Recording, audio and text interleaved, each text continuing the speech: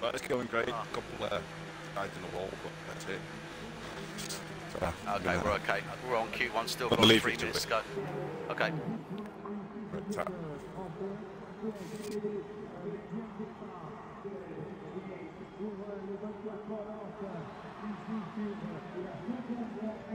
so apologies for those of you who are joining us now. Unfortunately, we didn't have a stream to YouTube happening. Unfortunately, that is totally my fault. I didn't press the button. But welcome to Monaco F1 tonight, 2018, race 6 of this season. And we've opened up this session here. We have 18 drivers.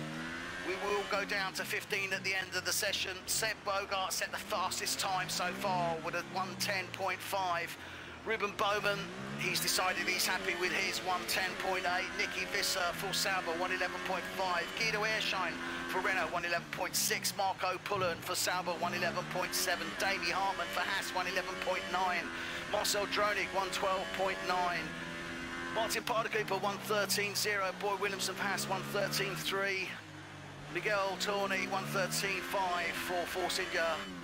Peter Phillips for McLaren, 1:13.7, who we're riding with now. Bastabreen just can't seem to get a get-up. He's on a 1:14.2.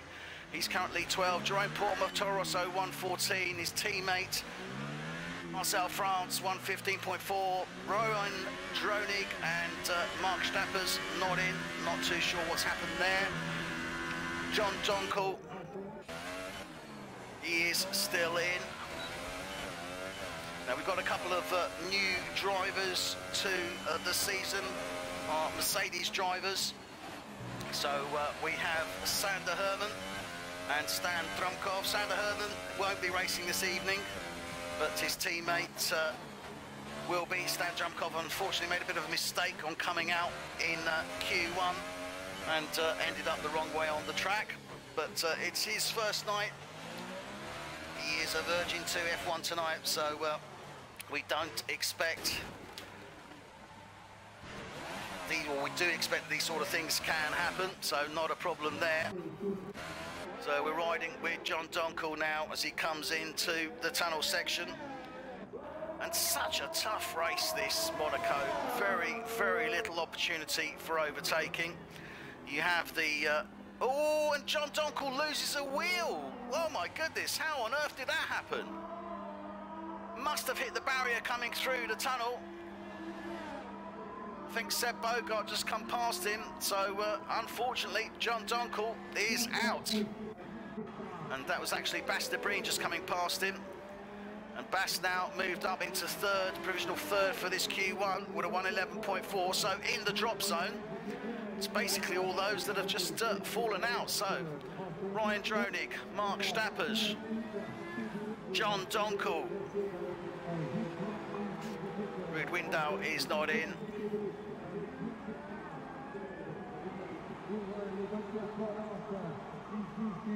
So in the drop zone, Ryan Dronig, Mark Stappers, John Donkel, and our new Mercedes driver, Stan Drumkov.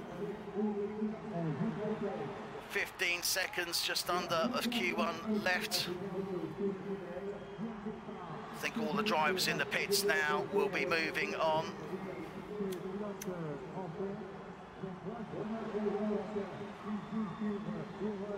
They're pretty much done with the session.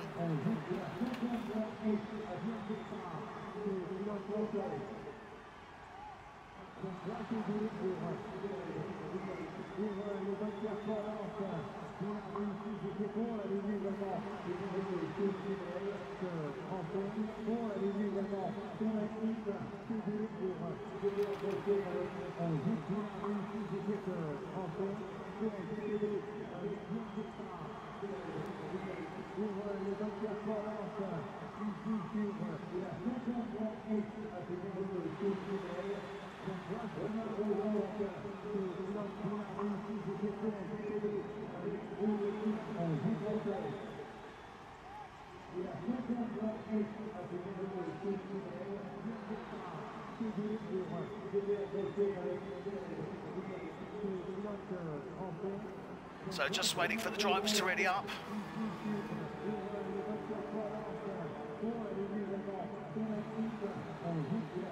As we go now into Q2.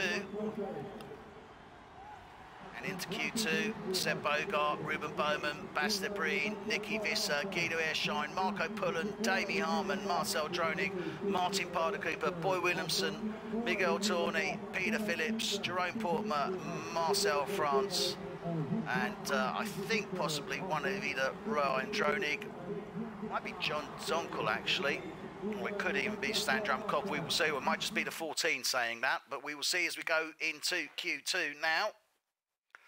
So Seb Bogart setting the opening gambit time there on that 110. On the Hypersofts, Ruben Bowman on the Ultrasofts, Bas de Breen and Ferrari also on the Hypersofts. So everyone's on the Hypersofts there apart from Ruben Bowman with that 110.8 on the Ultrasofts. So that says a lot for Ruben and his capabilities.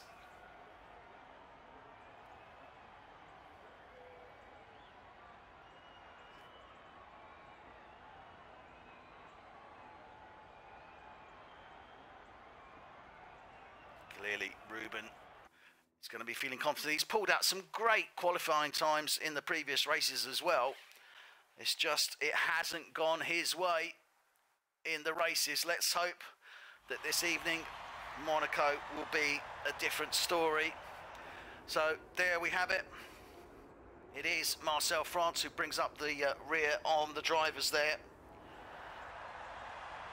For Toro Rosso, 14 drivers through.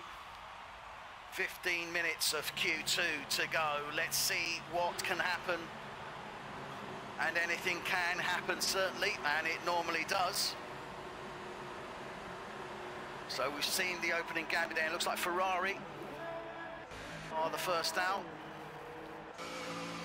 That's Seb Bogart, who's ahead of him.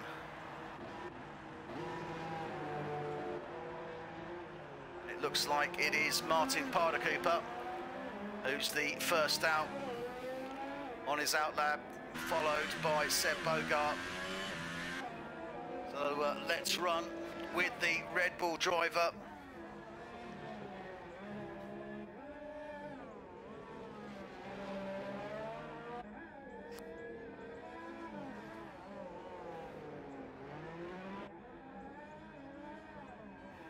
Comes down into the hairpin.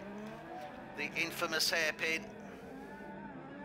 Round Mirabeau Haas down into the tunnel section, tunnel turn 9, long left to right, and into Nouvelle Chicane. Seb Bogart leaving a nice little gap, I think, between them there. And let's have a quick look at the tyres. So Bas de Breen there is on the Ultrasofts, Nicky Visser's on the Hypersofts, as is Miguel Tawney, Ruben Bowman, Martin Parder-Cooper, Williamson, Jerome Portmer and Marcel France. Remember, whatever these guys qualify with in Q2 will be what they'll be starting the race with as long as they go into the final Q3. So important that they make the right choice of tyre for their qualification time.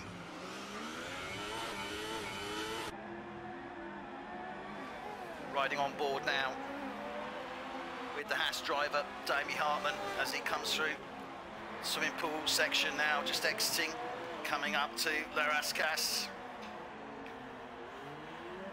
Nicely taken around there, around 18, this little right-left there of the Andy Knowles onto the start-finish straight. DRS enabled there, up to turn 1. Turn 1 can be an opportunity for late break overtake, and certainly coming through Beau Rivage before getting into turn 3 Massenet. Certainly once you get into Casino and the Mirabeau turns, Hotel Hairpin, etc., very tricky. Have seen overtaking in the tunnel, and certainly can be done before reaching Nouvelle Chicane. then into the final sector, round to back into the swimming pool complex, then Raskas. Very, very difficult. So very little overtake opportunities. So really is very important to get the right position for qualification. And we can see that there's quite a switch around happening at the front end. Nicky Visser's just pushed Seb Bogart with a 110.7. Seb a moment on a 111.4 on those ultra softs. Guido Airshine at 112 on those ultra softs. Martin Parder Cooper 112. Basta Bree now sets a 112.3, so he's sitting third, provisional third, his teammate provisional second. Nicky Visser still holding onto that P1. Damie Hartman goes third now with that 112.0, pushes Basta Bree down. Guido Airshine is fifth, Martin Parder Cooper for Red Bull on that 112. Marco Pullen for Sauber, 112.7. Marcel France, 113.0 for Toro Rosso. Miguel Tourney for Force India, 113. Ruben Bowman still 10th time. Peter Phillips, Marcel Droning, Boy Williamson just coming through the chicane there. Nouvelle chicane before he gets into Tabac. He's on his quali. Let's see what the Haas driver can do. Can he pull it out of the bag? Can he get up into that front row? Comes round, oh my goodness! And Miguel Tourney goes into the barrier at Raskas. His qualification is over. Boy Williamson doesn't set a time, but we saw there just in the background Miguel Tourney go into the barrier as he was coming round Raskas. He is out. So no Force India in the top 10. His teammate John Donkel already out. And it looks like Ruben Bowman is coming out the pits now for Red Bull. He's on those hypersofts, remember, he set that 110 time, 110.8 on the ultra softs. Got just under 9.5 minutes remaining of this session. What can Ruben Bowman do? We're seeing a great result here from Sauber. I mean, they really are doing well. Nicky, provisional first. Ferrari, second, third. Damie Hartman for Haas, 4. Martin Parder Cooper for Red Bull, 5. Guido Airshine for Renault, 6. Marco Pullen, Sauber, 12. Only a couple of seconds between them. There is an age when it comes to the world of F1, even on this esports series. We could just see in the background there Peter Phillips behind Ruben Bowman, giving him a little bit of space, open up the gap. Ruben Bowman just coming out of the tunnel now into Nouvelle chicane.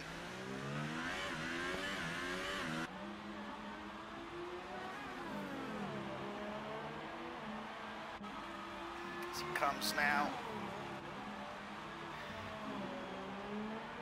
into the final sector.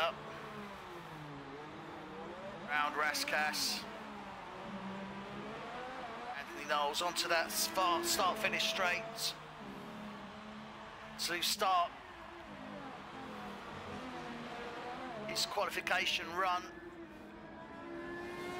Let's go on board with him as he comes up to Casino.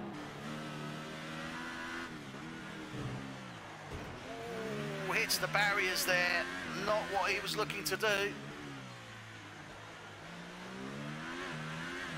Round now the hotel hairpin. Mirabeau Bass into Portier. Through the tunnel, opens up the throttle now, slowly drifting to the right, then round.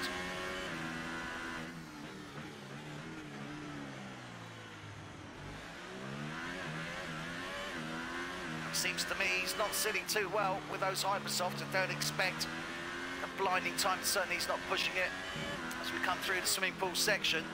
So I think he's still got to get a grips a little bit with those hypersofts.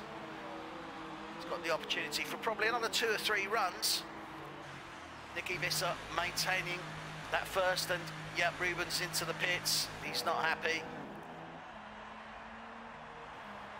be that he might come off those Hypersofts and go back on to the Ultrasofts. Clearly felt more comfortable with those.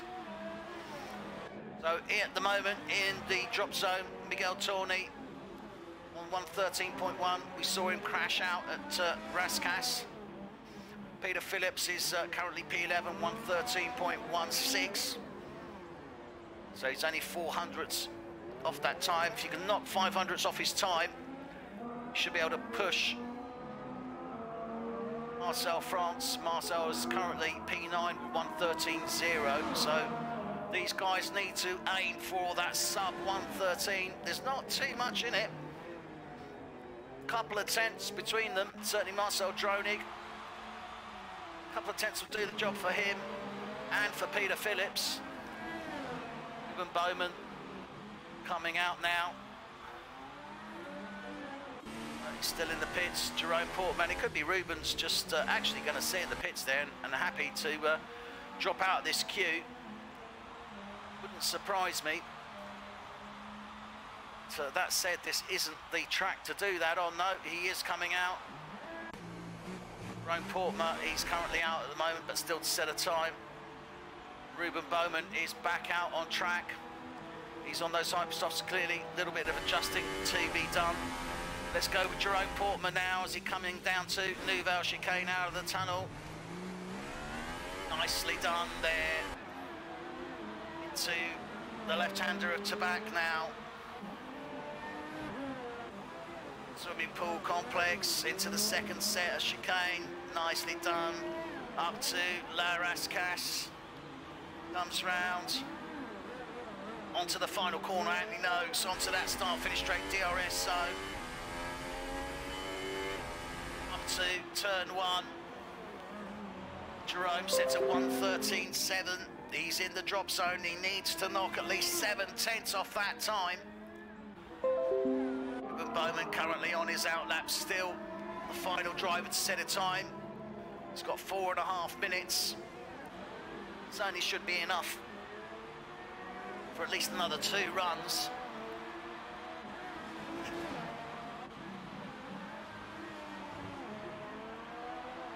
Ruben Bowman now coming up to La Rascasse. Round he goes, nicely done.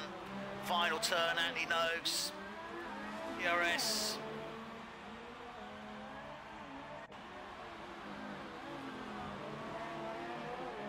So this is the run now. This is what he needs to go for. Needs to be pedalled to the metal. Let's watch him now. Much smoother. Round the casino section. Nicely done. Dropping down now to Mirabeau. Round the hotel, hairpin, Grand Hotel. Into Mirabeau Basse. Yes, nicely done. Into the tunnel. Much smoother on this run. Into the Nouvelle Chicane now.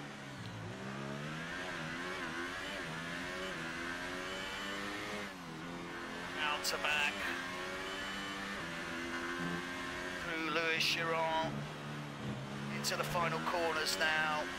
La Rascasse. The final turn there, Anthony Noakes. DRS. What can he do? Ruben Bowman. Oh, look at that, a 110.4. Smashes. Nicky Visser's time, takes 3 tenths out of that time. 5 tenths out of Seb Bogart. The full second.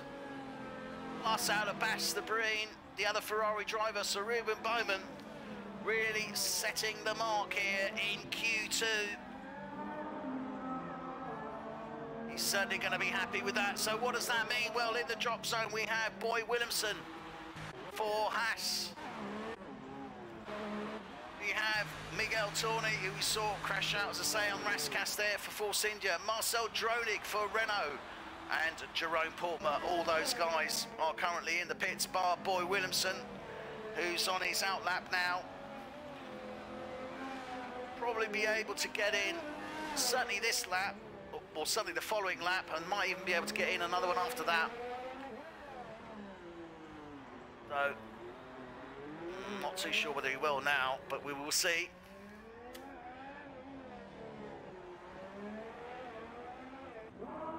As he comes through the tunnel round, really important. Boys on 112.9. He needs to get sub 112.8. Ideally below 112.7, pushing Marco Pullen in the Sauber, then up into 10th. But he wants to knock at least 2 or 3 tenths off that time to secure his Q3. And it'd be great. His teammate's already there, Damie Hartman, he's in provisional 5th. So, Boy Williamson, round La Rascasse, round Antinose, onto that start-finish straight. What can he do? Can he better that one? No. So he's still sitting P11. He's got another run now. Martin Parder Cooper, he's happy with that. He's not going to be coming back out now. I think certainly his Q3 place is assured. He's sitting in 7th at the moment on a 112.2. Marcel Droning is out, as is Jerome Portman. So possible that they could set better times, we will see. We are riding with Boy Williamson in the Haas as he comes round the tunnel now into the Nouvelle Chicane, turns 10 and 11. Down to Tabac.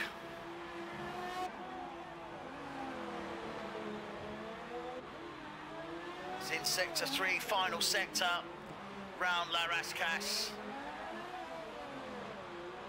Threads the eye to needle, Anthony knows, onto that start-finish straight. And he does, fantastic run there, 112.3. Takes 5 tenths off his time, puts him up into 8th place. That has now dropped Marcel France, who has already dropped out. So Marcel France will be P11, Miguel Torni P12. But at the moment, Marcel Droning is out on track. Oh, that's it, he's P13. So Jerome Portman, the only one now that can change this. What can Jerome do as he comes over the line? He can't better it, slightly better, goes to 113.2. But that is it. So in the drop zone, we have Marcel France for Toro Rosso, his teammate Jerome Portman, and Marcel Droning for Renault. So let's have a quick look at those qualification times.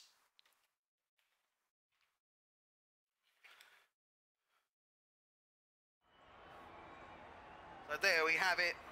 Ruben Bowman sets the fastest provisional time for Q2, 110.494. Nicky Visser just behind him, only 3 tenths, 110.7. Seb Bogart, provisional 3rd. Guido Airshine for Renault, provisional 4th. Basta Breen for Ferrari, 5. Damie Hartman for Haas, 6. Peter Phillips for McLaren, 7. Martin Parder Cooper's through. Boy Williamson for Haas, Marco Pullen. But Marcel France for Toro Rosso will be 11. P12, Miguel Torni for Force India. Marcel Droning for Renault will be P13, and P14 will be Jerome Portman for Toro Rosso. So this is F1 tonight. You are joining us here for race 6 of our 2018 season. We are in the Principality of Monaco, the jewel in the crown of the Mediterranean.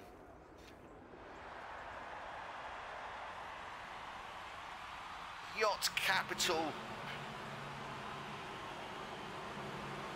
Certainly there's enough of them out on the quayside and in the harbour. Now we can see Ferrari getting ready, Ruben Bowman getting ready. I think Ruben Bowman's actually the faster one out. Yeah, Ruben Bowman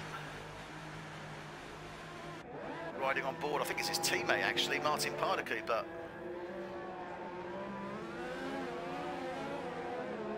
Yeah, I think it's Martin actually that's first one out. Yep, and Martin is indeed first out of the pits.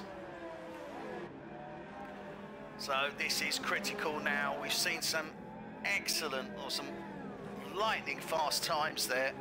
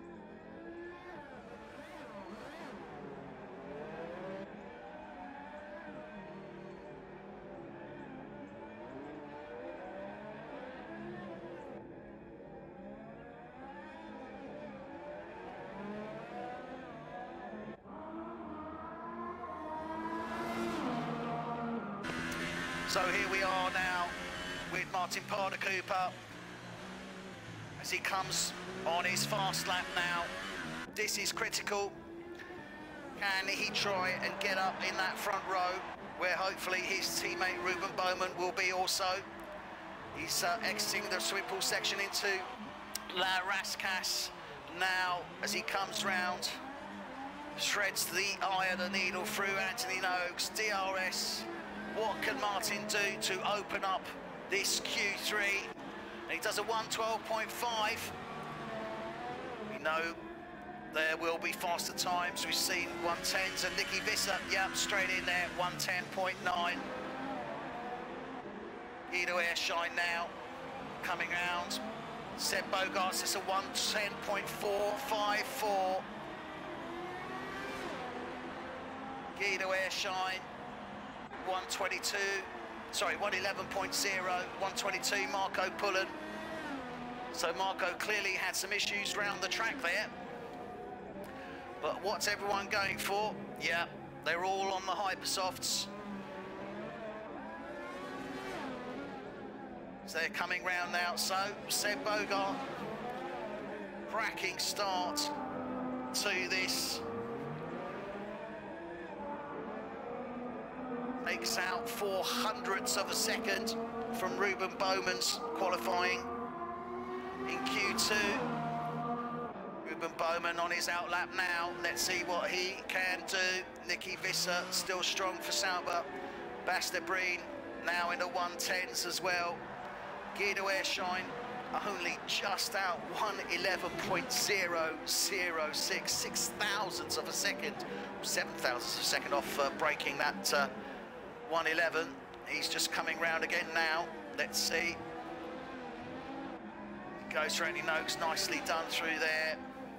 What can he do? Can he better that time? And he does with a 1:10.6. Puts him up into provisional second place. Nicely done there from the Renault driver. Martin Parder Cooper for Red Bull, just coming through the tunnel section now. Boy Williamson in the pits, Ruben Bowman just ahead of his teammate Martin Parder Cooper through the swimming pool section now. Looking fast, Ruben there. Nice and tight, hitting those apexes, beautifully done. Round La Rascasse, threads the eye of the needle now through Anthony Noakes, onto that start-finish straight. What can Ruben do? Not yet. Obviously, must have gone off the track somewhere off the line. Not set a time. This is nail-biting stuff here, it really is. But what can Martin? Martin's in the pits. Martin Parder Cooper in the pits, Boy Williamson in the pits. Looks like Seb Bogart was in the pits as well. Yep, he's just coming out. Oh no, yep. Seb Bogart coming out on track now, so he's done some little adjustments there. Guido Airshine still out on track. Nicky Visser's in the pits. Bastebreen in the pits. Marco Pullen just coming into the pits now for Sauber. See his pit crew coming out. Damie Hartman now for Haas. Let's watch Damie as he comes round. 6 minutes to go. No, Damie's in the pits as well. So everybody doing those final adjustments for the start of this race.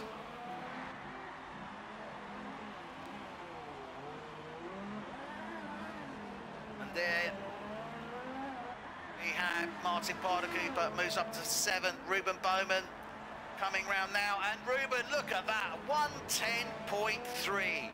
Absolutely smashes it. Fastest time so far of any of the qualifications. Any of the qualifications, 110.308. We've got 5 minutes to go. He's taken a 10th out of Seb's best time. I'm sure Seb will be looking to respond to that. As I say, grid position is critical here.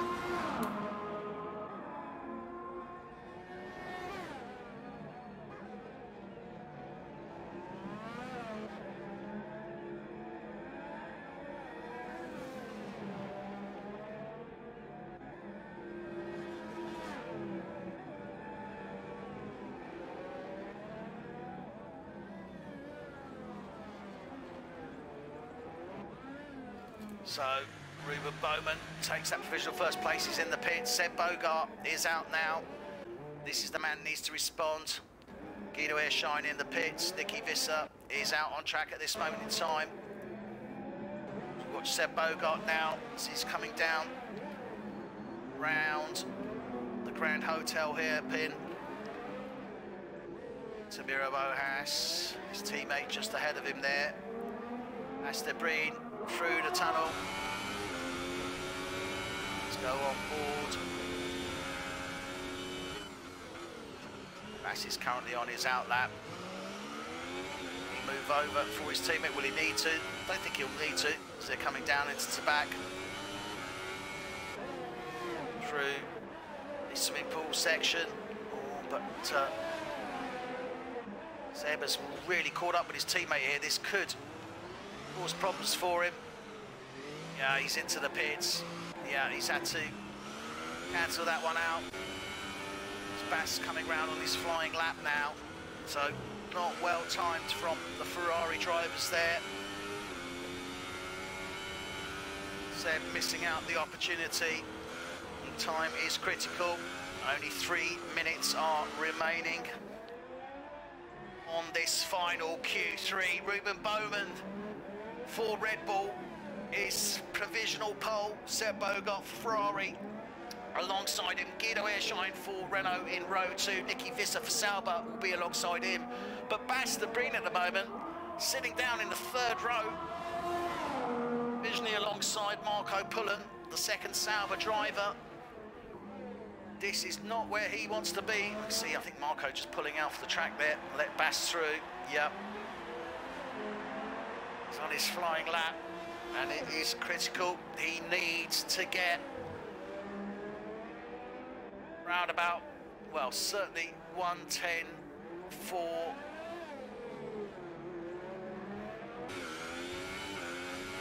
Ideally, he wants to smash that 110.3. And he moves up to 3rd place, 110.6. So he would be behind our pole sitter at the moment, Ruben Bowman, in the 2nd row.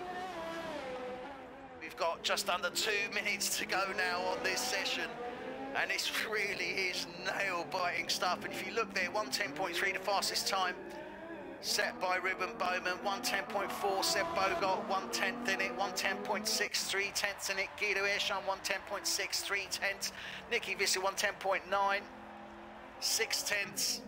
So in those top 5, 6/10 separating them all. Marco Pullen, he's currently sitting P6, Damie Hartman, Boy Williamson, 4 Haas sitting 7 and 8 respectively. Martin Pardakuper, I think, had an incident, he's out. And Peter Phillips for McLaren is currently sitting P10. Ruben Bowman is back out on track. Seb Bogart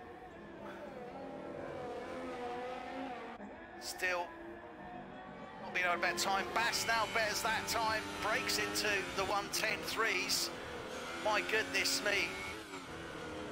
3/100ths, literally spot on 3/100ths off Ruben Bowman's time.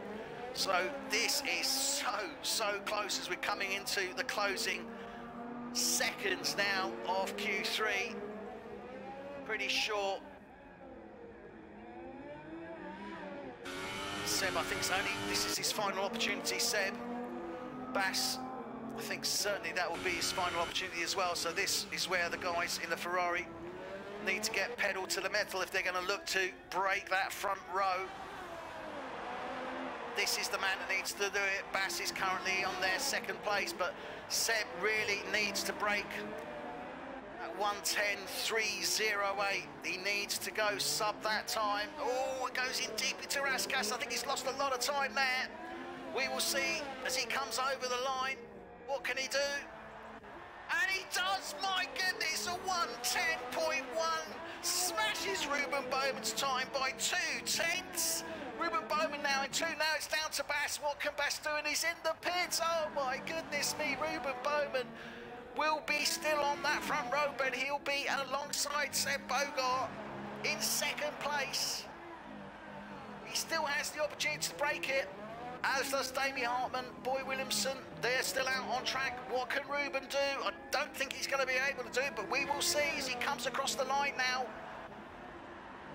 No, he can't break it. Ruben Bowman is second. What about Damie Hartman? Can Damie Hartman pull anything out of the bag here?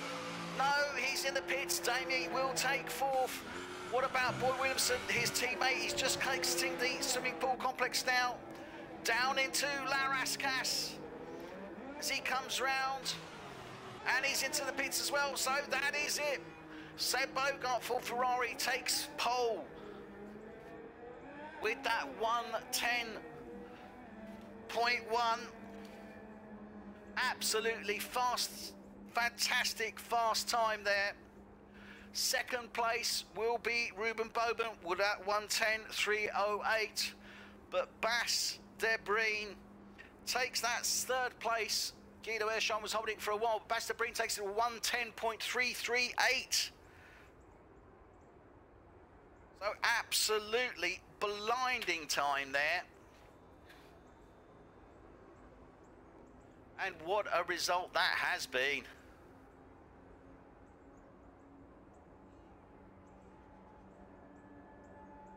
So we'll be going into the start of the race and the processional lap very shortly. Stay with us, don't go away, we'll be right back.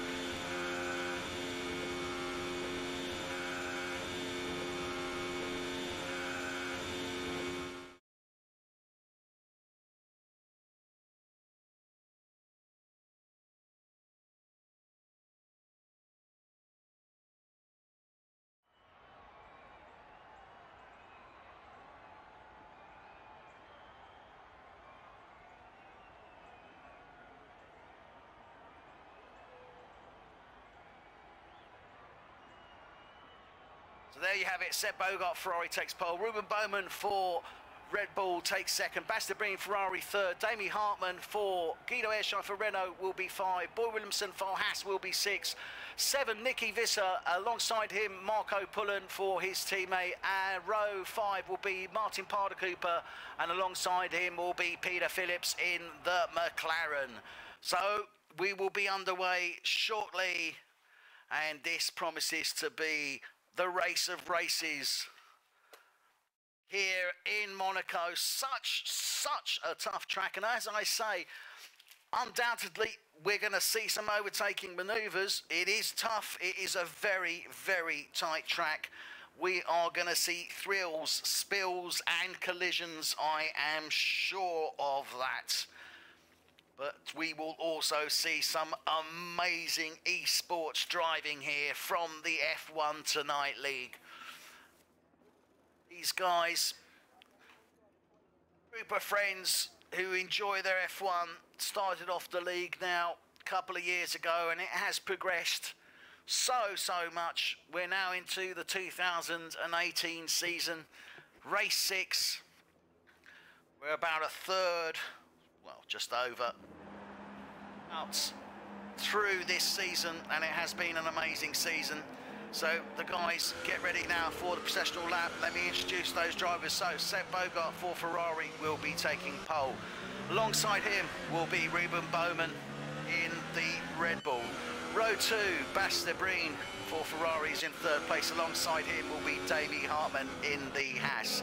Then we have Guido Airshine for Renault. He'll be row 3. Alongside him will be Boy Williamson for Haas.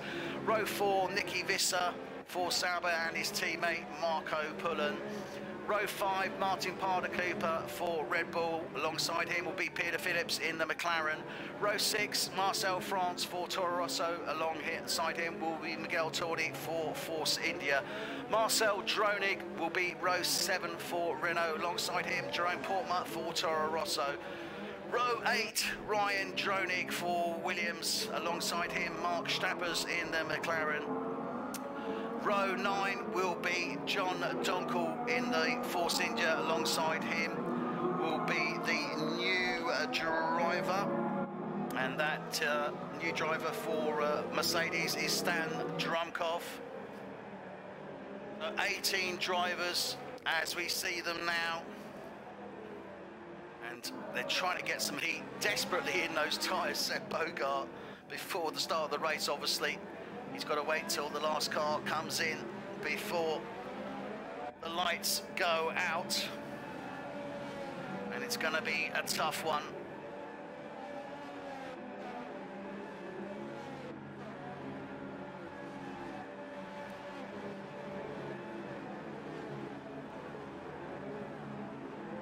So they're lining up now on the grid. New driver there, Stan Drumkov, bringing up the rear. So as they get into their grids now for the start of this F1 tonight, 2018 season, race 6. We are at Monaco. The lights are on, and they're off for the start of this Monaco Grand Prix. And what a start. Seb Bogart gets off to a flying start. Ruben Bowman, but Ruben Bowman, oh my God, he gets nudged out. Guido Airshine moves up in second place. Ruben Bowman moves down to 4th. Bas de Breen moves up into 3rd. 3 into 1, do not go, and that's what happened on that turn 1. And Guido Airshine really gets the jump on those other drivers, gets ahead of them. Bas de Breen, as I say, he's dropped back into 3rd. Ruben Bowman is 4th. Nicky Visser for Sauber is 5. Davey Hartman for Haas is 6. Marco Pullen for Sauber is 7. And you can see as they're coming around the Grand Hotel now, it's a procession of F1 cars, all itching to get, oh my goodness, it looks like John Donkel went in the back of Martin Parder Cooper there as they're coming down to the Grand Hotel hairpin, all through the tunnel now. No DNFs, but I'm sure we've got some damage on some of those vehicles, so don't be surprised if you see drivers coming into the pits. Seb Bogart now coming up to La Rascasse. Everything is green. They're looking good. Seb already pulling out a 2-second lead over Guido Airshine. Bas de Breen, 9/10 off the back of Guido. Ruben Bowman only 4/10 off the back of Bas. And Seb Bogart setting the fastest provisional time on that opening lap. And we're on lap 2 now of 78. This is a battle royale in so many ways. We're in the Royal Principality of Monaco, but this is royal, regal race, a true fight of the Knights of F1. And believe you me, no quarter will be given. This is hard, 78 laps. This is draining, I can assure you. If you're going to feel drained watching it, just think how those drivers are going to feel at the end of these laps here. So we're settling down a little bit as we would expect in Monaco. As I say, not a great overtaking opportunity, but Guido Airshine in 2nd place. Let's have a quick look now and see what the tyre choices are on there. So ultra soft for Seb Bogart. Guido Airshine's gone hyper soft, so he's going to be coming in early, as is Ruben Bowman, as is Nicky Visser. Ultra soft drivers obviously be able to stay out a little bit longer. Fastest lap again, 1:14.6, and that is pretty fast considering he's got a full fuel load on there as well. Might be carrying slightly less on this track, but we will see. So let's have a look and see if there is any possible action happening. Nicky Visser, he's currently in 5th place. But, he's only 3/10 off the back of Ruben Bowman here. But, for those of you that are viewing, it is more likely that I'm going to do more in-car shots than broadcast shots, simply to give you an idea of the gaps. So such a difficult track to follow here, but Nicky is right all over the back of Ruben's Red Bull here, as they're coming down now into chicane, and you can see he's getting ready to try and make that move if he can. He's just waiting for any slip up, and you can see here how difficult it is to overtake on this track, because there really is no space. We'll stay with Nicky as he comes through the swimming pool section around La Rascasse and see whether he can do anything now, because DRS will become active here on lap 3. They won't get it now till the following lap.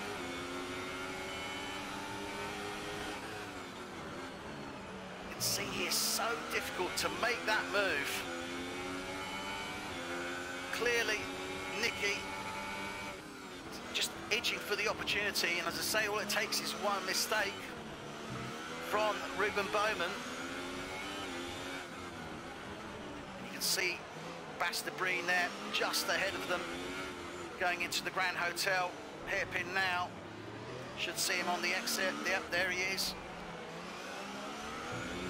Grand Poitiers. Nothing separating these guys. In fact, 8/10 Basta Breen off the back of that Renault. Ruben Bowman's at 1.5 seconds behind Bast. Nicky Visser's only 6/10 off the back of Ruben here. Now this is where really strategy is so critical here at Monaco.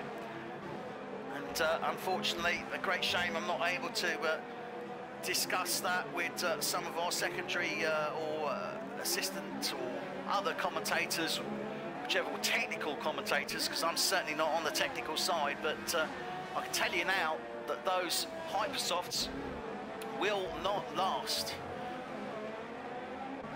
Those drivers on those hypersofts will be looking to come in, and this is where strategy really is so important in this race.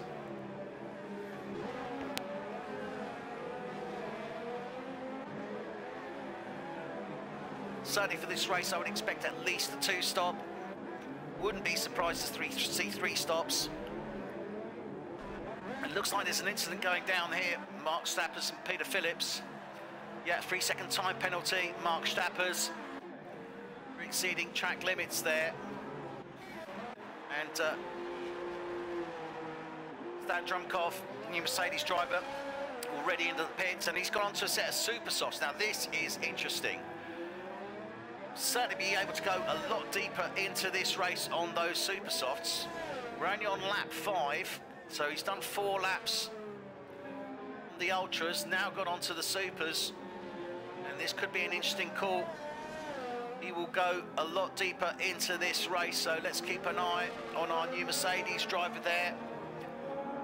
Stan Drumkov will be keeping an eye open for him, but you can see the rest of the track pretty much settled down. Martin Parder Cooper is looking to close in on the back of the Force India Miguel Torni, but just up ahead you can see Marcel Dronig all over the back here at Jerome Portmer as they're on to, yep, and Marcel takes him on the start-finish straight with that DRS. So Marcel Dronig moving up into 9th place. What can Martin Parder Cooper do? Not an awful lot. He's still stuck behind Miguel Torni in the Force India.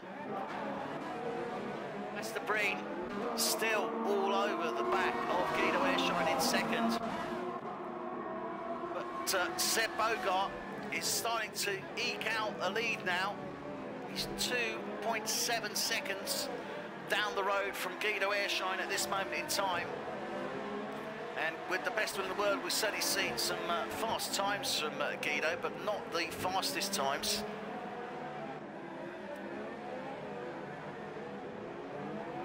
Could it be that he is actually holding back this field, which is going to be advantage to Seb Bogart? Now, Seb is on a set of Ultrasofts. It'll be interesting to see how deep these Ultrasofts can go into the race. Certainly the Hypersofts, I would not expect to go too deep into this race. I'd be expecting low double figures, if not maybe 10, 12 laps. But we'll see on that. We're on lap 7 at this moment in time. And Bass is really closing down the hammer to Guido Airshine, but hardly surprising because he's got Ruben Bowman filling up his rear view mirrors. And again, Nicky Visser, he's up there in the Sauber. He's still there behind Ruben Bowman. So that's 5-4-3. Only a second and a half between them all. And Miguel Torni pick up 3-second time penalty for corner cutting. Force India driver there. Clearly, Bass is looking to get... Bass picks up 3-second time penalty as well. He's looking to try and get past this Renault. What can he do now? He's got DRS. Can he make anything of it into turn 1? No, he can't. Nor can Ruben, nor can Nicky, and this is the difficulty of this track. So few opportunities here. Oh, and look, Bass trying to make a move through Casino. Is he going to try and get a little peek in now into Mirabeau? He's certainly pushing. What can he do now? Could we see possibility of some sort of move through the tunnel here? Well, 6/10 off the back of this Renault. Can go for the possibility of a late break down into that Nouvelle chicane, but very, very tricky. And he's got Ruben Bowman, as I say, breathing down his neck, and Nicky Visser equally to Ruben behind. So very, very tricky. 3-second time penalty for Nicky Visser, and I think most of the drivers picking up some form of time penalty for corner cutting. So easily done on this track, so tight. So they're coming up to turn 1. Now Seb Bogart is nearly 5 seconds down the road there. Clearly, Guido has not got the same pace, and he is definitely slow. Oh, nearly mugs out through Casino there. Bass so close to taking advantage, but Ruben Bowman looking to try and get an eye in as well on Bass, on the Ferrari. And this really is, I mean, all it will take is just one error, but now Guido Airshine has caught up to, I think, Miguel Torni. Yeah, Miguel's moving aside in the tunnel, let these guys through. And that's given them a little bit of breathing space. Certainly, Ruben Bowman a little bit further away, as is Nicky Visser to Ruben now, but Bass still all over the back of this Renault, and he really needs to get past. If he can get past, oh my goodness, look at this! And that is our new driver, Stan Tronco. Just in the swimming pool section, in the middle of the section there. Horizontal to the track, so Mercedes is out. What a shame for his opening gambit, his opening race, and Bass takes the place. Guido Airshine has come into the pits. So lap 9, he comes off those Hypersofts. That's released Bass Debris now into 2nd place, and Ruben Bowman into 3rd. So Guido Airshine now going on to the Ultrasofts, as is his teammate Marcel Dronig. See where that brings them out. Miguel France in the Toro Rosso. Oh, and he makes a mistake, Bass there. Hits the barrier as he's coming round the Grand Hotel hairpin. Not sure if he's caused any damage to that Ferrari, but Ruben is there, right in his rear view mirror. Nouvelle chicane now, looking on the Ferrari, can't see any wing damage, certainly. I think he did just rub the edge of the tyre. So he's clearly pushing, and he needs to get an gap. And Bass, 8 seconds, nearly 9 seconds off the back of his teammate Seb, and Seb has really eked out a very, very helpful lead there as he comes into his 10th lap on those ultra softs. Hyper softs we saw lap 9, and that seems to be predominantly when the drivers are coming in on those hyper softs.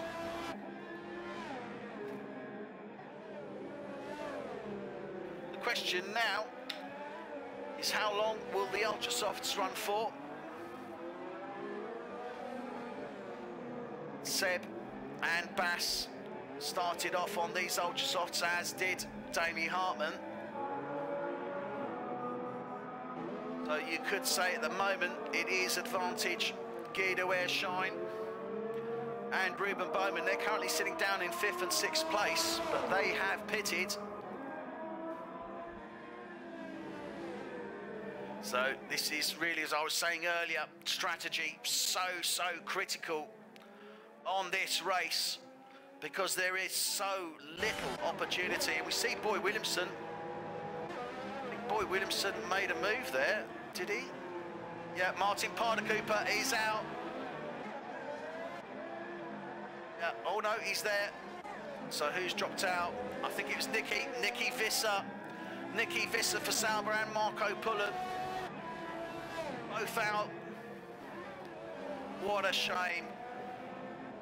Sauber drivers are out. I don't know what happened there. Hopefully we might be able to get Nicky to join us. So bear with me 1 minute.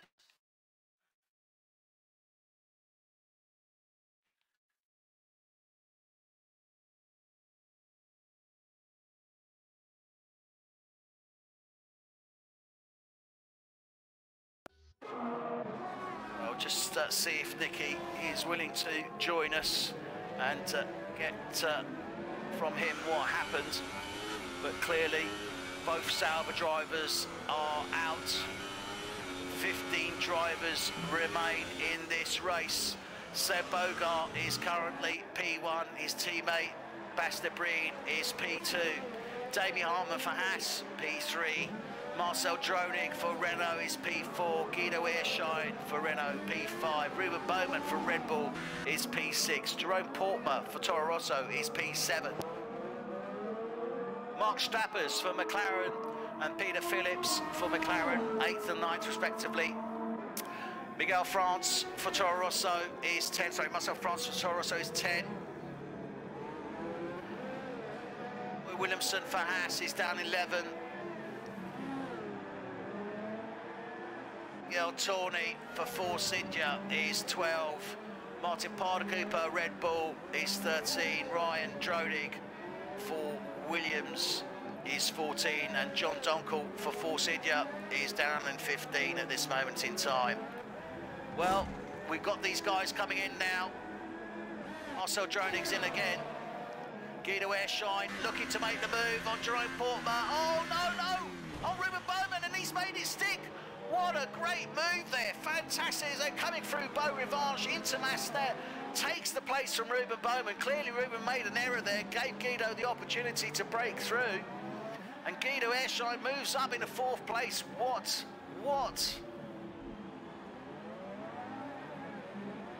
Fantastic move to make there. Very impressive. Certainly ballsy. Not an easy overtaking spot, so I can only think that Ruben made some sort of error on there.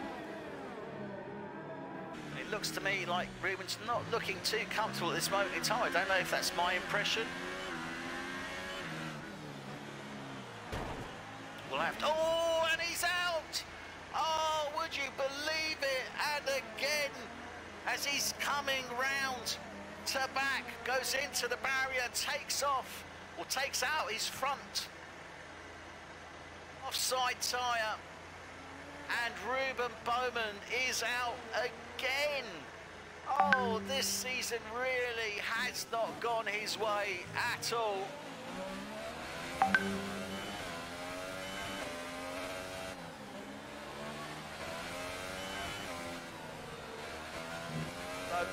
know what's happening there. What a shame for Ruben Bowman. Ruben Bowman is out.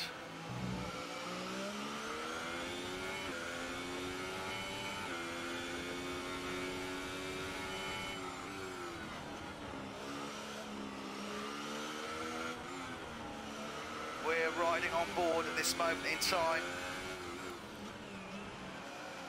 with Boy Williamson.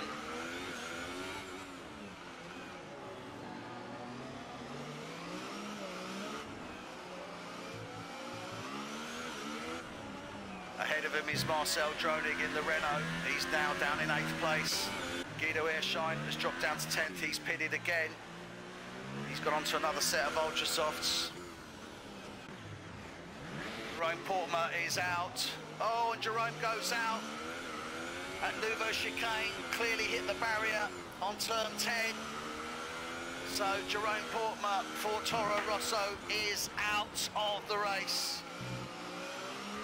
And this race is really claiming victim after victim. Well, not the race, the track itself certainly is claiming its victims this evening.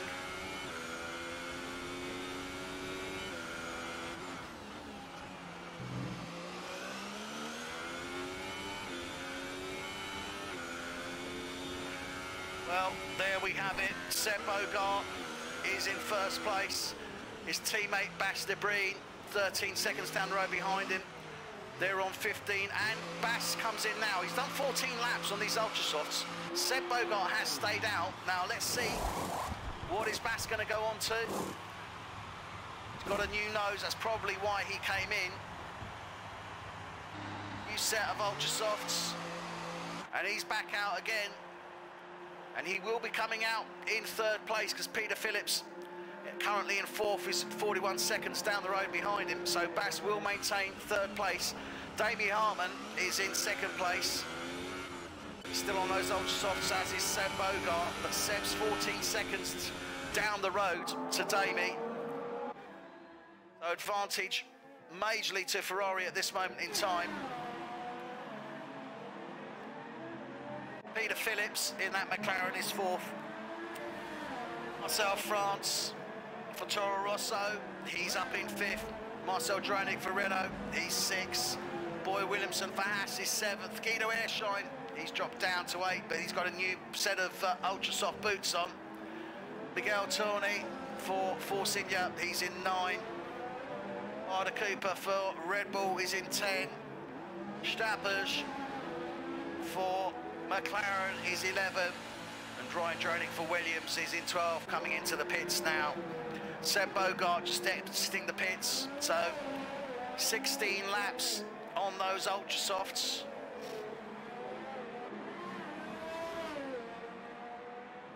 Damien Hartman is still out now. Seb needs to try and get, well, he's well ahead, to be fair, of Damien Hartman, but he still needs to get pedal to the metal.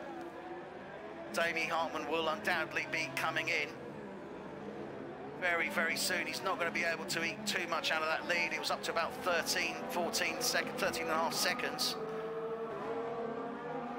Seb Bogart now, he's provisionally in 2nd place. Bas de Breen in 3rd, but Seb will undoubtedly take that 1st place back. Damien Hartman just coming up to back now. Clearly, he's not getting the grip that he wants out of those ultra softs. You can see him struggling. But he stays out. He's going for lap 17. So he's looking to try and get as much as he can. Ahead.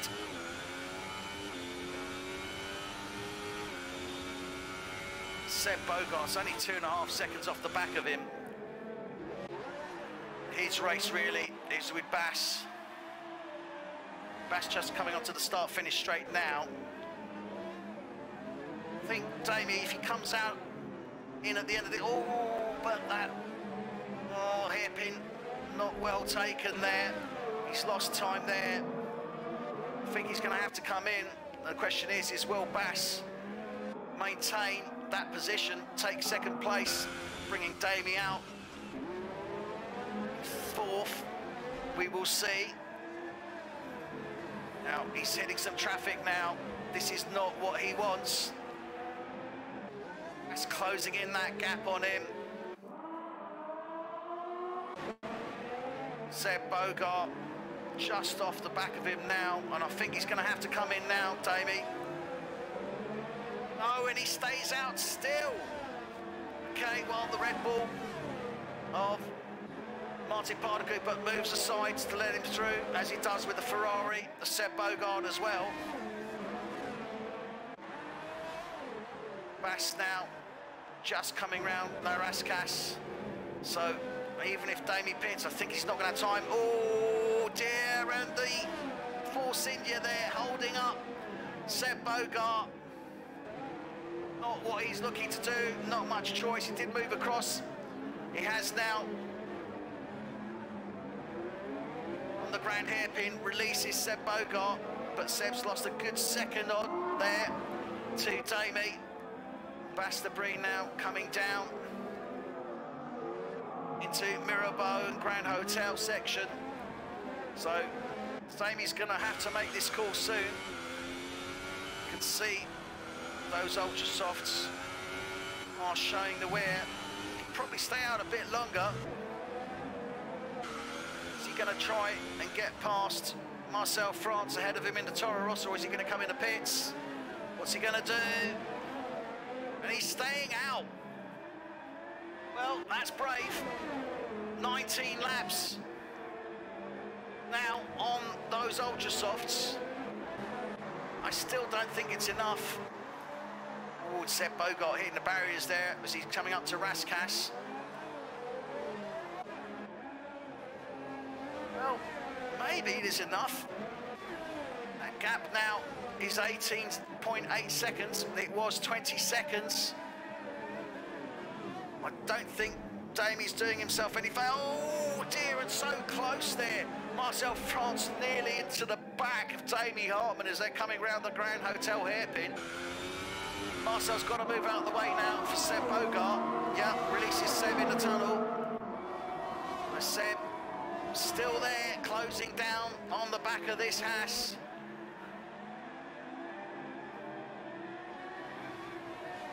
Guido Airshine in the meantime has moved up to 6th. Boy Williamson stayed in 5th. Peter Phillips still in 4th in the McLaren.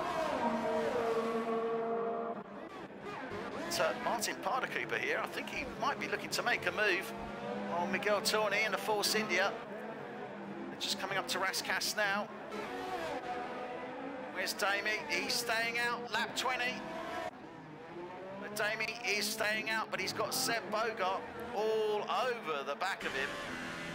Yeah, and Martin Pardakuper makes the move there on Miguel Tourney.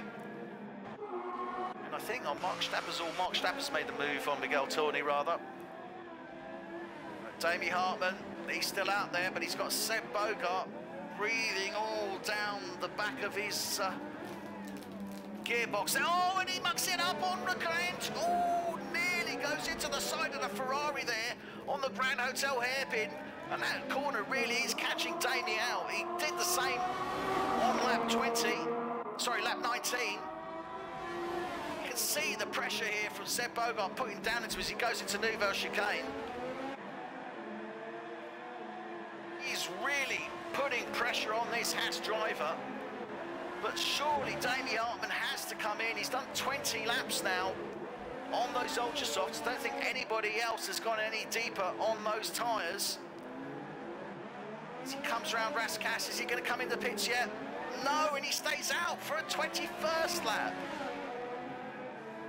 Well, he clearly feels he's got the grip on that, and Seb takes the place from him. Yep, Seb takes the place with that DRS. So Seb takes pole position from Damie Hartman. Surely Damie now must realise that it's time to come in, because those ultra softs are not performing. He's done 21 laps on them. Peter Phillips, he's up into 3rd place. As Bastabreen now is in 4th. So clearly Peter Phillips Bass must have made an error there to allow Peter Phillips through.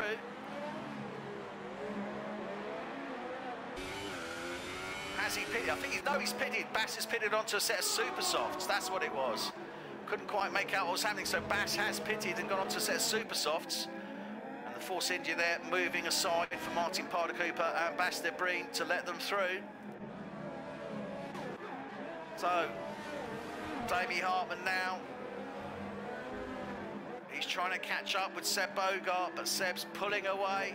2.5 seconds already.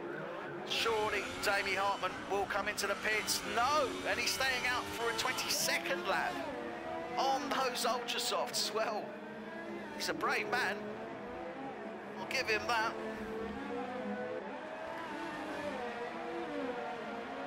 Marcel France, Toro Rosso, 3-second time penalty, corner cutting. Guido Airshine now has moved up into 5th place. Keep an eye, as I said, on there. Bass de Breen now, and clearly Bass is looking to go quite deep into this race. More than likely into the 60s on those super soft, or certainly high 50s.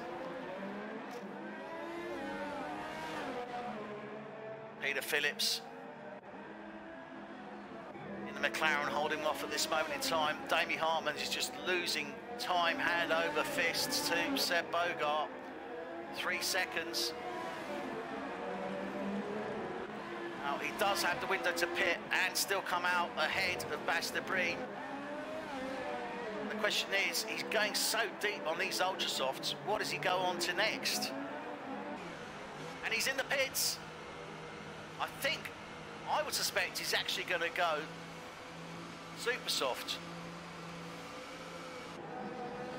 We'll see. No, he's going back onto the ultra softs. So he's doing an ultra soft. Probably super soft, or might even go hyper soft towards the end of the race. So he's done 23 laps on those ultra softs. That would take him up to lap 47. About 30 laps remaining. And I think that's what he's going to do. I think he's going to go onto the super softs. So Damie Hartman come in and out. So we're looking around about 18-20 seconds on that pit stop. Probably closer to 18 seconds. So Peter Phillips now still in 3rd place. Bass de Breen still behind him in 4th, and Guido Airshine a little bit further down the road in 5th. Ryan Dronik picking up a 3-second time penalty. So it's all pretty much set. Let's have a quick look at the stops here, because this is going to be interesting. So Seb's done the 1 stop. So has Damie, so has Peter Phillips. Bass is on 2, Guido 2, Marcel France 2. Boy Williamson, well, he's had an issue there. He's on 3, as is Ryan Dronig. So Bass de Breen's the only one that's done the 2 stops. All the rest done 3 position change as well. Damie moved up 2, he was in 4th. Peter Phillips did start in 10th. Marcel France started in 11th. Mark Stappers, well, he started in the 16th, and Ryan Dronik started in 15th, so they've done pretty well out of this. Guido Airshine maintaining his place. Peter Phillips is now in the pit. That releases Guido Airshine. So Peter Phillips' 2nd stop, so it's only Damie Hartman and Seb Bogart done the 1 stop. Damie Hartman, I think, is maybe pulled out a slight advantage with those ultra softs. He's 24 seconds behind Seb Bogart. He should be able to stay out once Seb pits. And those hyper softs should be coming more or less to the end of their time. He's on 9 laps. He might be able to push it maybe to 11, possibly 12 laps. It's going to be very, very close. He's got 23.5 seconds at the moment on Damie Hartman. Should be enough to pit and come out ahead, but it's going to be very, very close. So let's see what Seb does, because he is going to need to pit very soon on those hypersofts. So you could probably go another couple of 3 laps maybe on those. We will see. It will mean that Damie Hartman is going to be very, very close in behind him. I reckon it's probably about 18 to 20 seconds, so maybe not. Could be 3 to 5 seconds further down the road once Seb comes out. Let's see what happens. Yep, Seb's coming in. So Seb Bogart for Ferrari into the pits. What's he going to go on to? Yep, and he's going on to a set of ultra softs. Now Damie Hartman, he's not going to come out in time. He's only just coming out of chicane into La Rascasse, and Seb Bogart is on the exit. Yep, Seb Bogart is out on track. Damie Hartman coming out, round out, he knows now, Seb's ready into turn 1. And I'm sure are there issues here? Haas is not sounding too good.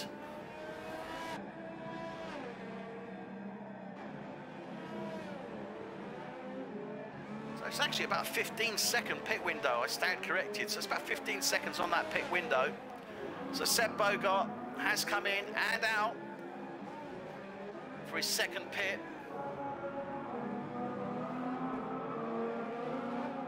Damie Hartman still to come in.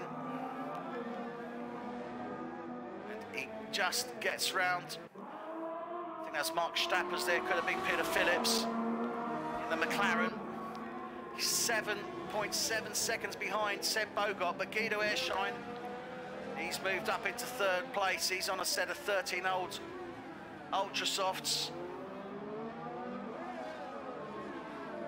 Certainly those ultra softs should be going into the early mid-20s. See blue flags being waved there. Ryan Droney to let the Renault through of Guido Ershine through the tunnel.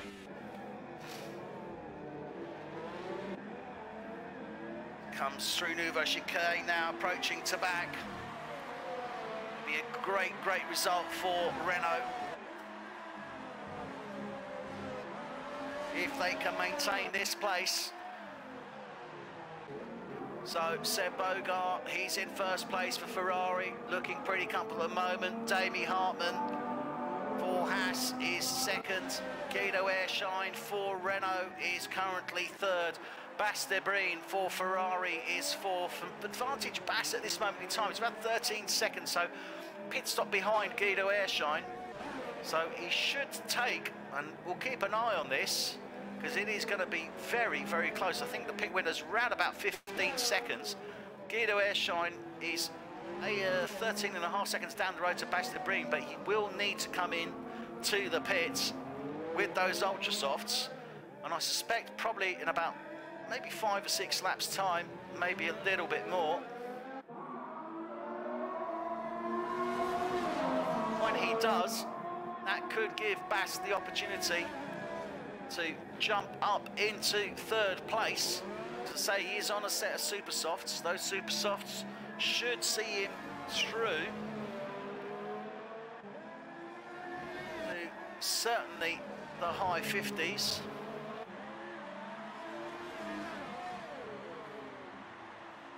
Let's see what is going to happen here. Guido stays out for a 15th lap. As I say, I don't think he's going to need to come in for about another 5 or so laps. Bas is maintaining that gap. He needs to try and close it down if he can. More time he can eke out. Oh my goodness! And Guido Ershine is out as they were coming out of Casino. Not too sure whether that was a collision with the other car, wheel to wheel, was with the barrier, but Guido Ershine for Renault is out, and what a shame. He was looking so promising for Renault. Marcel Dronig still in, but he's down in 9th place at this moment in time. But out, Guy Airshine. Bear with me, I'll just see if I can possibly get it in.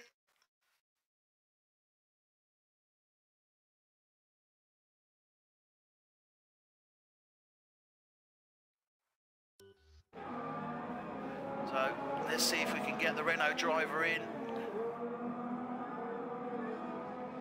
What a shame, because he was doing so well there. But this now has released Bass in the Ferrari into 3rd place. And Peter Phillips from McLaren still looking strong. He's in 4th place. Boy Williamson in the Haas just behind him. In 5th place, Martin Parder-Cooper in the Red Bull is 6. Mark Stappers in the McLaren is 7. Marcel Dronig, Guido Airshine's teammate in the Renault's down in 9th. And Ryan Dronig is bringing up the rear in the Williams near enough. Miguel Tordi, sorry, is actually in the Force India, bringing up the rear of the field. So only 10 drivers remaining. 8 drivers have DNF. They have been in order. Guido Airshine for Renault.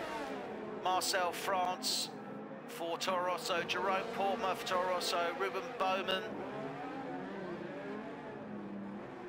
for Haas, sorry, for Red Bull. John Donkel for Force India. Nicky Visser for Sauber. Stan Drumkov for Mercedes and Marco Pullen for Sauber. We're riding with Seb Bogart. We're 31 laps of 78, just under halfway through this Monaco Grand Prix. And it has not been fun, certainly for Mercedes. Sauber and Toro Rosso both out. Renault, 1 driver down, as are Force India and Red Bull. 32 laps of 78, and this is hard going.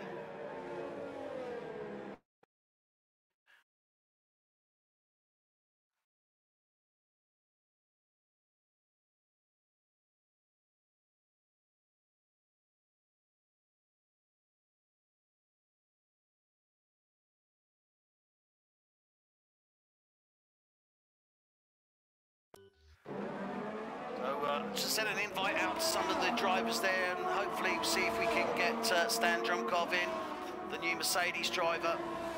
And I think Stan has indeed joined. So see you there.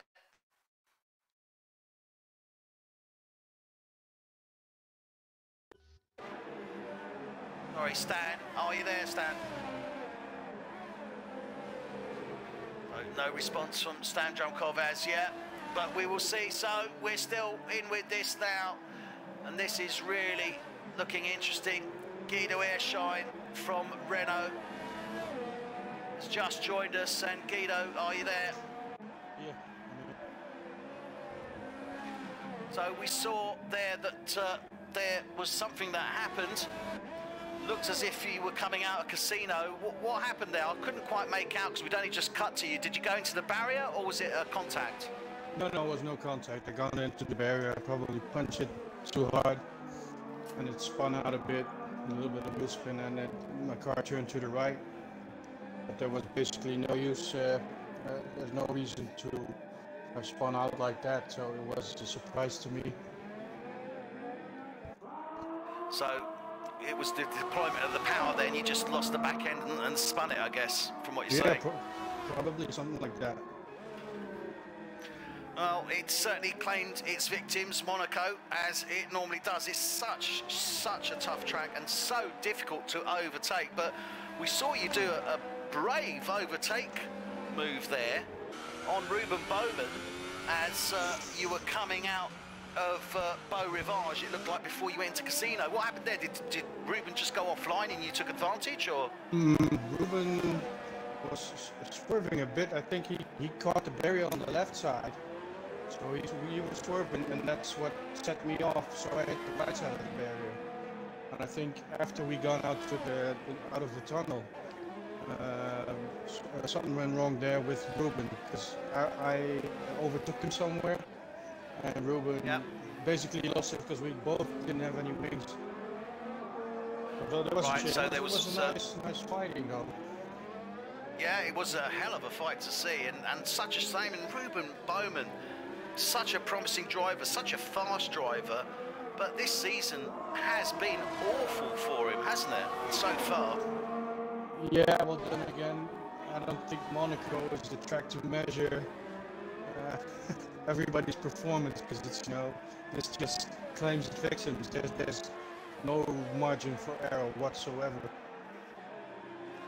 We've seen that. I mean, even on such a tight track, we've seen a number of drivers getting 3-point penalties for exceeding track limits, or predominantly corner cutting. And it is such a tough track. I mean, it's a long race, hard race, 78 laps. It's probably, I would say, one of the hardest races in the calendar. It's unbelievable. You don't even have the time to have a little break on the straight, because it's curved a bit to the right. So if you blink, and something could have happened. But everybody's talking to each other like they should, and letting them pass when they got a blue flag, and sportsmanship is great on this race. No, absolutely, and we've seen that with a number of the back markers moving aside. Very little hold up generally from the back markers on this race, and as I say, it's overtaking opportunities are few and seldom here. I mean, really, the only real overtake opportunities you've got is on that DRS as you come out of the final turn onto the start-finish straight, and possibly the tunnel if you're brave enough. But that's about it, really, isn't it? Yeah, the tunnel, and then, well, the thing that Ruben and I did was going up and trying it there, but then he was wide a bit, so you have to be a bit ballsy to try something, but if you, well, you have to take your chance here. I just don't take too much chance. I was going to say, you were certainly looking strong there. You were up into 5th place and looking quite strong on your position. Interesting here is that we've seen a little bit of a change from Ferrari, because Bass has gone on to the Super Softs. Now those Super Softs should see him for about a good 30 laps, I would have thought, wouldn't they? Yeah, the Super Softs, I think when you have a bit less fuel, they will go about 1 to 2% every lap. So they're pretty good. You know, if you go on Hypersoft, you burn them like they're gone in just a few laps. But I think that the Ultra Softs are awesome on this race. The Ultra Softs, I mean, the Hyper Softs seem to burn out very quickly. Most people were coming in round about 9 laps on those Hyper Softs, so they're fast. Yeah. But they're very sort of short life. The Ultra Softs, again, we've seen people going quite high, and you can see, well, if you look now, Marcel Dronig, your teammate, he's actually on 28 laps on those Ultra Softs at the moment. Yeah, Ultra Softs, because we obviously did a bit of training together for that, trying to establish a bit of a tactic with the tires, and we found out that the Ultra Softs were really good. But then again, with all these curves, as soon as your tires heats up, there's no time to cool them down. And the thing gets slippery, so it's you know, you don't have any margin of error. You don't have time. If you slip the car or slide the car, the tires will be hot, and they stay hot on this track for a while. Well, as I say, we've got Bastabreen on a set of Super Softs. Now, he came in on lap 22, go on to those Super Softs. He should be able to go certainly to the mid-50s, maybe the high 60s. So could we see him going for a Super Soft stint into the high 60s and then finish off with that Hypersoft stint, do you think? Yeah, probably. He probably will. He should be able to... Okay, so we've got our new driver, our new Mercedes driver in and we are live with F1 Tonight broadcast. So that was your opening race for Mercedes, Stan. Not the race you were looking for there, was it?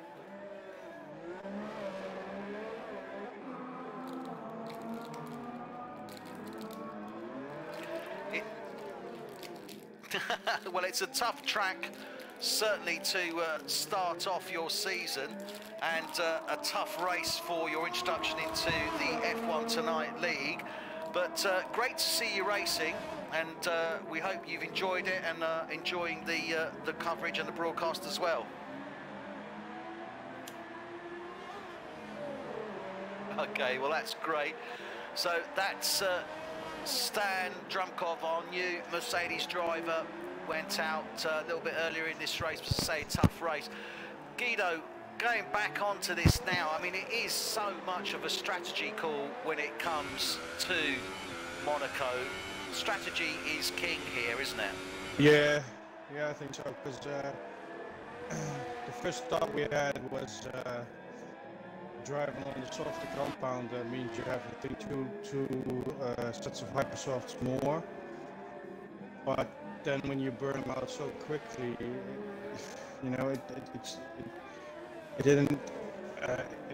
wasn't a positive vibe to try and do that. So after that, we trained with the ultra softs, and we tried to put on Q2. We tried to put the ultra softs on to make obviously a fast lap and get into Q3. But as soon as the other guys started to drive faster laps in the hypersofts, we had to make the decision to go to the hypers. Yeah, you had to respond ultimately, and most people certainly started off on those hypers. Your teammate, as I say, obviously he's still quite deep. How deep can he go on those ultra softs? He's on 30 laps now. How much deeper can, well, 31 laps now. How much deeper can he go, do you think, on those ultra softs? I don't know what errors did he make. You see him sliding a bit to the outside. So I think it's getting a bit slippery right now. I think we're going to see him pit pretty soon.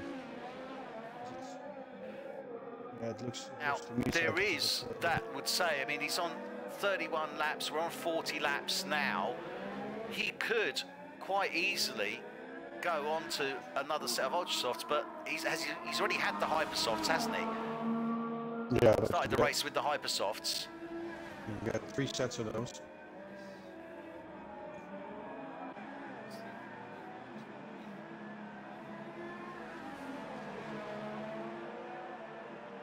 I think that's what we could be looking at, and we will see what happens. Marcel Dronig for Renault.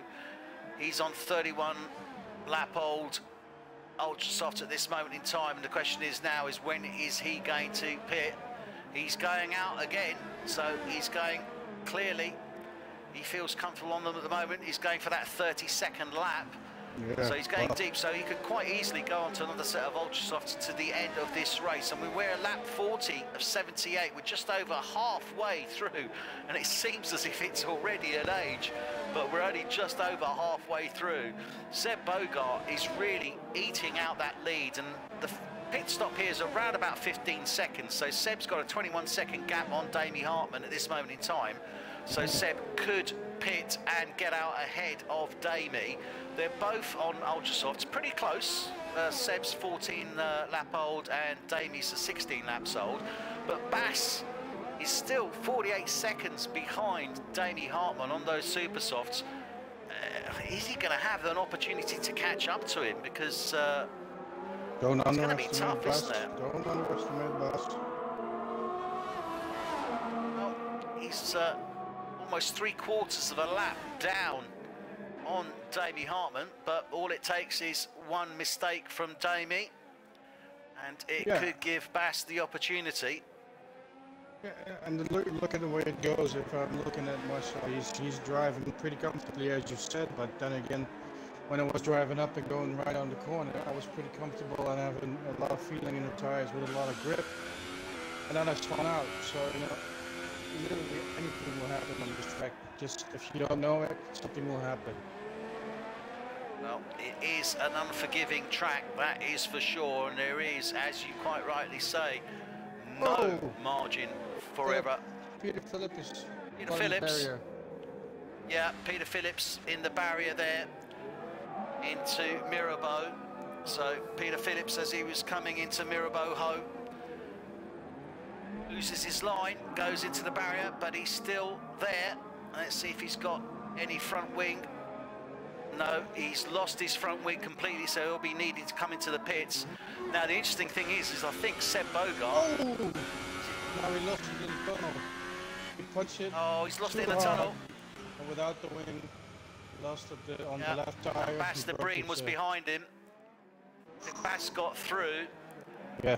So Peter Phillips loses it in the tunnel. Seb is going quite That's a safety slow car. there. Not Safety too car sure. situation. Safety car is out. So lap 42. Safety car is out now on lap 42. And this is going to give, and Bas de Breen, as I thought, is pitting. Wise move there from Bas. Now the question is what is he going to go on to? And it looks like the Ferrari are double stacking.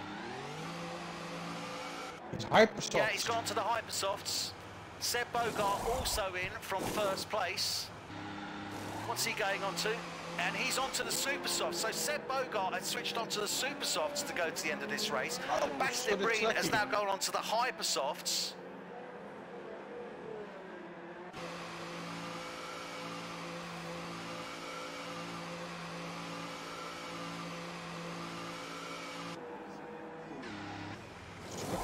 He certainly was. Because I think that Supersofts is a mandatory tire. Yeah, I think it is, and I think that's what he wanted to close the race on.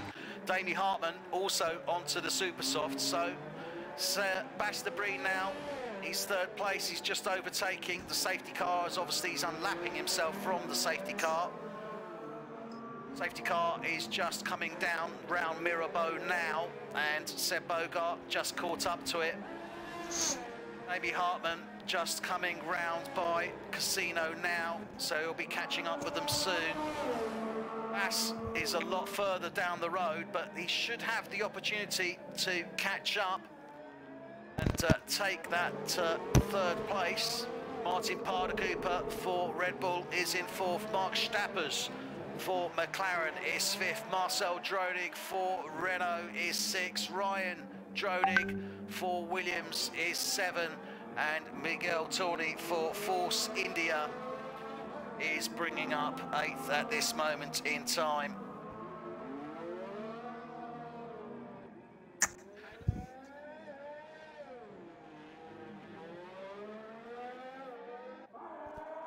It's such a difficult call to make, unfortunately. It really is. When you're in the race, you're not necessarily always looking at what the other drivers are on. So, we're on the safety car. Let's see now what's happened.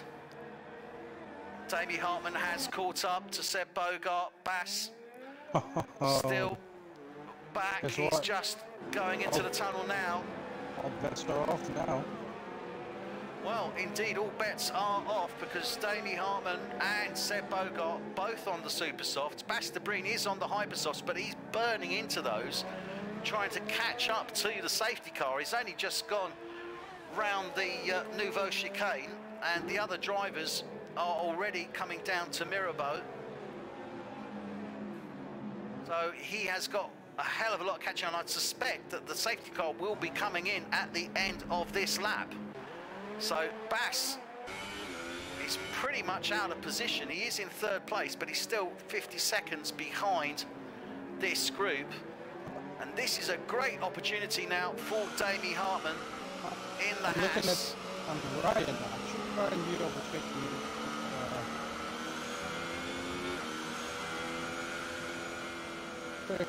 He should be overtaking the safety car, Ryan Dronig, indeed, because at the moment, yeah, he needs to overtake that safety car. I don't think he realises it. don't think he realises he can overtake that safety car. Yeah, but the problem is it doesn't show, probably, because I see it now. No, and he's out of place at this moment in time.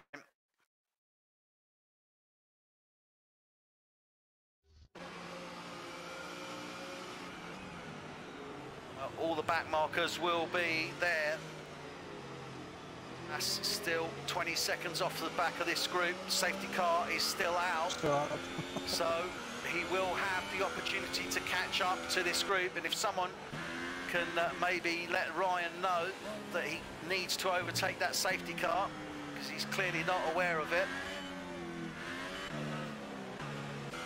So Bass now is coming round turn 1 as the others are just about coming into Casino. So he's now up with this group. So Seb Bogart, Davey Hartman, Bass de Breen now all line astern. Martin Parder Cooper in 4th place. He's still a lap down on them, and again I don't think he realises that he can actually overtake Davey Hartman ahead of him and overtake that safety car. So something the drivers are not aware of, clearly, that they can. It could well be because they're not being notified of this in car. Normally they would be notified what they need to do. This is... well, safety car should be coming in at the end of lap 45.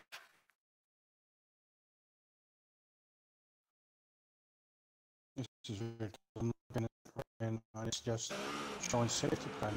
Safety car is not that. It's not showing that he needs to overtake. Normally you would say overtake. Really a bit of a glitch there going on, and Seb's backing the guys up now in preparation for the restart of this race on lap 46.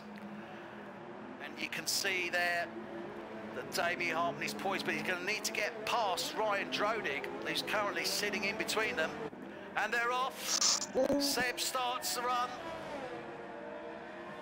What's going to happen? Can Davey Hartman get past? Yes, he does. Seb goes in deep into turn 1. Wasn't the turn he was looking for. I think his tyres are a little bit cold, but equally so will everyone else's be. Davey Hartman coming round now. Martin Parder Cooper right behind him. Bass de Breen a little bit further down the field. He's currently behind Martin Parder Cooper and Mark Strappers, although he is in 3rd place. Oh my goodness! Ryan Dronig goes out just as they're coming out. Casino into Mirabeau. Ryan Dronig for Williams is out. Bass de Breen now overtaking those back markers. Davey Hartman comes out of the tunnel. Bass de Breen only 4 seconds behind him. And Davey Hartman's already 3 seconds behind Seb Bogart. Clearly got held up there by the Williams. Great help, obviously, for Ferrari. It certainly will help Seb's race. Davey Hartman 2.5 seconds behind him now. We're on lap 47 of 78. We're coming up to 2/3 through this race. 31 laps are remaining. Seb Bogart and Davey Hartman, both on the super softs, both can go to the end of this race. Bass de Breen has gone for the hyper softs to try and catch up, and he needs to really... Bass has only got probably about another 6, maybe 7 laps life in those hyper softs, Guido. He needs to get past Davey, doesn't he?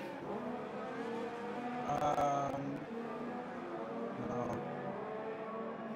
He's going to have to get past Davey Hartman if he stands any chance of trying to get into that 2nd place. Because he's going to have to pit before him. But then again, Bus has 3 stops. Davey has 2. I don't know what he's got super stuff. Davey's on the super softs. That'll take him to the end of the race. Yeah, it will. Bass is on hypersofts, but he needs to take advantage of those hypersofts. He's got 3.7 seconds to Damie Hartman. Needs to try and overtake Damie Hartman if he possibly can. And Damie Hartman has picked up a 3-second time penalty. Oh, yeah, he's getting pushed. He's getting nervous. Well, Seb, still 2.5 seconds down the road to Damie. Bass is dropping behind. He's 4 seconds behind Damie Hartman. Was up to about 3.5 seconds. Martin Paardenkoper for Red Bull. He's a lap behind, but he's down in 4th place. Mark Stappers for McLaren is in 5th. Marcel Dronig for Renault is in 6th. And Miguel Tournic for Force India. He's still there. And he's just coming out of the pits on a set of hypersofts. So we have 7 drivers remaining from the 18. We've lost 11 to this track this evening. On 48 laps now, 78, 30 laps to go. This is such a tough race, isn't it, Guido? I mean, these guys must be feeling absolutely shattered now, and they've still got 30 laps to go. Yeah, I was stuck to my chair for all these laps I did, and just imagine going on like this. It's super intensive. I mean, is it safe to say that this is the toughest race of the season? No, I don't think so. I don't think it's the toughest race, but it's definitely one of the races you have to work the hardest. But the toughest race, I don't know. You know, the thing is with Baku, and obviously not this season because of the rain, but because of the long straights, the fast pace. It's also things you need to consider, but this is definitely one of the ones that you have to work hard. And we hear obviously in real world F1 that this is a track that most of the drivers love. But is it more that it's a track that they love to hate? Because it is such a hard track, isn't it? I think so. I think it's got so much history, and that's why it's still there. That is very true. But and very little change. The thing is, you can't, in the real F1, you just almost can't overtake. It could be spectacular, but it could be that you get, in a real F1, you get 7 drivers at once going off because it's just a big pile-up, you know. Then again, it's got a lot of history. At the start of this race, Guido, into that turn 1, there was 3 of you line abreast into turn 1, and you took full advantage and slipped up into 2nd place on that first lap, didn't you? Oh, I got it. Well, I do say so myself. I got an awesome start. I found traction immediately because I was playing with the clutch, and I found traction. I think I got 2 or 3 of them. Yeah, 3 of them. Yeah, you did, because it was, as I say, it was you had started off in 5th place. You were certainly 3 abreast when you were going into turn 1, and you just managed to get the better line into turn 1 and just pulled out ahead of the other drivers. It was very, very tight. It looked tough. Yeah, it was tight. I remember that. I think there was a bus behind me as soon as I came into the first corner. You know, we all just... You have to imagine that the first corner is always the toughest corner because the pile-ups they will happen over there, and everybody got through. Everybody survived. Yeah, so it was a clean one, that's for sure. No, I was quite respectful of that because it was clean, and you never expect that, certainly on that first lap. And it was. I'd love to see the start of your race from your cockpit view. I think I might have a look at that when you post it, because you clearly got a flying start at the beginning of this race. Yeah, good. Yeah, then again, I parked it into the wall, so there you go. You can't have everything. You can't have everything. No, that is true. That is true. But you know, in the end, this is Monaco, so everybody.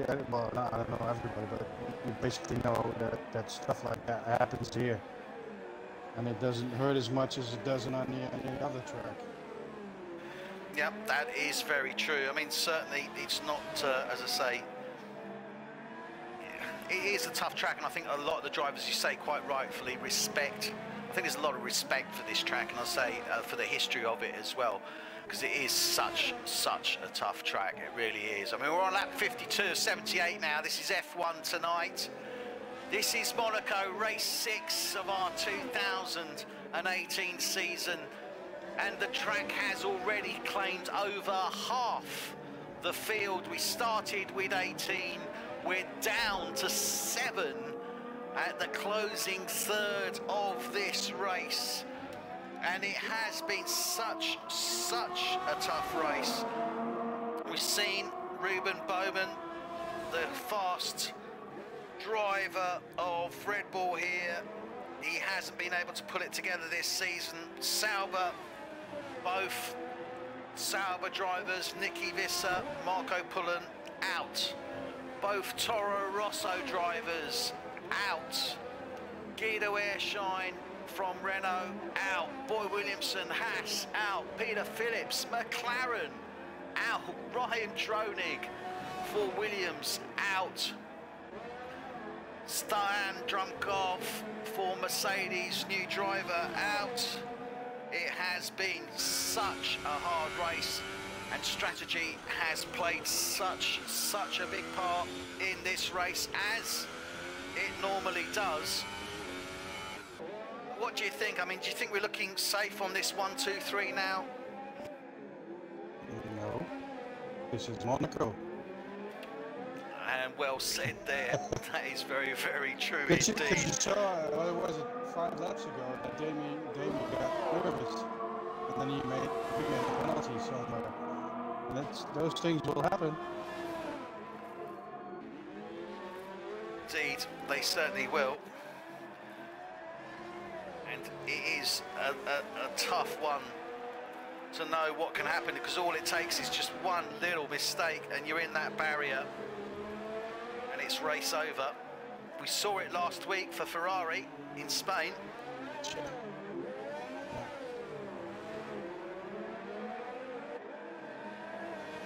It can happen in Spain, because it's happened here, and we can just see Seb now going past the back marker there. Miguel Tori, I think he's lapped him for the second. Is that the second time he's lapped him or not? Yeah, no, 1 lap. It's just 1 lap. There's only 1 lap. I thought, well, I thought he was way ahead of him on there. So, but Davey Hartman still maintaining that gap. It's only 3.3 seconds. Aston Breen now, he's 20 seconds behind Davey Hartman. He's just coming out back onto track. He's just gone into the pits. Just going into the pits. It's gone into the pits, but was that a time penalty? Because it doesn't look like he's changed his tyres. He's just come out of pits. Did he have a time penalty? 5 second stop go? I couldn't see that. He must have had a 5 second stop go, because he hasn't changed his tyres. It's still showing that he's on a set of 5 old lap ultra softs, but he was definitely coming out of the pits. So not too sure what's happened there. Maybe Guido, if you could just check the race director, see if he had any time penalty that he had to serve. I mean, he's now 27 seconds behind Davey Hartman. Well, no. Well, he was on the Hypersofts. He's now on the Ultrasofts 5 laps. So I think there may be a little glitch there. I think he's probably gone onto a scrubbed set. Yeah, I think he's gone onto a scrubbed set of Ultrasofts. That's what it was. He was on the Hypersofts. I think he's gone onto a scrubbed set of Ultrasofts.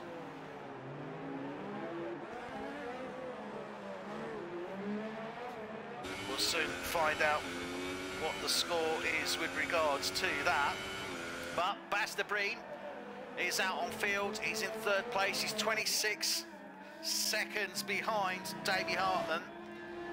So there is a pit window there if required, but we do expect both Davey Hartman and Seb Bogart to go to the end of this race on those super softs. The ultra softs that Aston Breen is on should see him through to the end of the race as well. Martin Parder Cooper, he's currently in 4th, but he's on a 12 set lap old set of ultra softs. they could, let's have a look, 12 laps, still got 22 to go. He'll be pushing it. I think he's going to have to come in, certainly, to pit. And to be fair, I think Bass will as well, but we will see. The last guy that got a Stappers. penalty was Park Cooper on lap 53 for multiple warnings. So Bass didn't have. I was just looking on there. Could it be, because obviously Bass was on the set of Hypersofts, could it be that he's come in and gone onto a scrub set of Ultra Softs, which are 6 laps old? Would the game illustrate that out? Looking for a bit more grip, trying to take trying to get closer to Damien, maybe forcing it. I don't know. I think they are a scrub set of Ultra Softs that he's gone onto. So clearly he did change tyres because he was on the Hypersofts. He's gone onto a scrub set of Ultra Softs, which were at the time 6 laps old. Obviously 7 laps now as he's coming round onto on lap 56. So I think that may have been what it was. But he's still 25 seconds behind Damie Hartman. I think he's going to be hard pushed to try and catch up. I mean, we've got 22 laps to go. We're in the closing stages of this race now, but it's not going to be an easy one for him. Well, let's see what those tires will do. See if the tactics are right. Well, I don't think there's Ultra Softs. I mean, we saw obviously a teammate with the Ultra Softs. I think he went in 28 laps he went? I don't know. I think it was Marcel went 28 laps.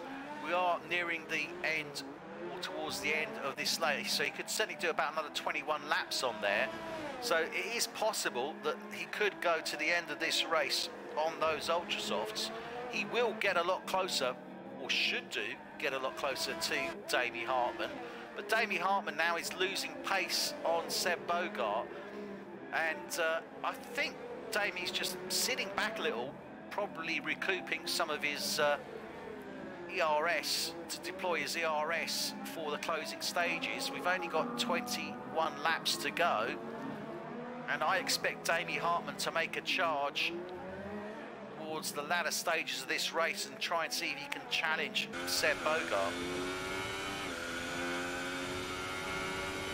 Well, Seb is increasing his lead by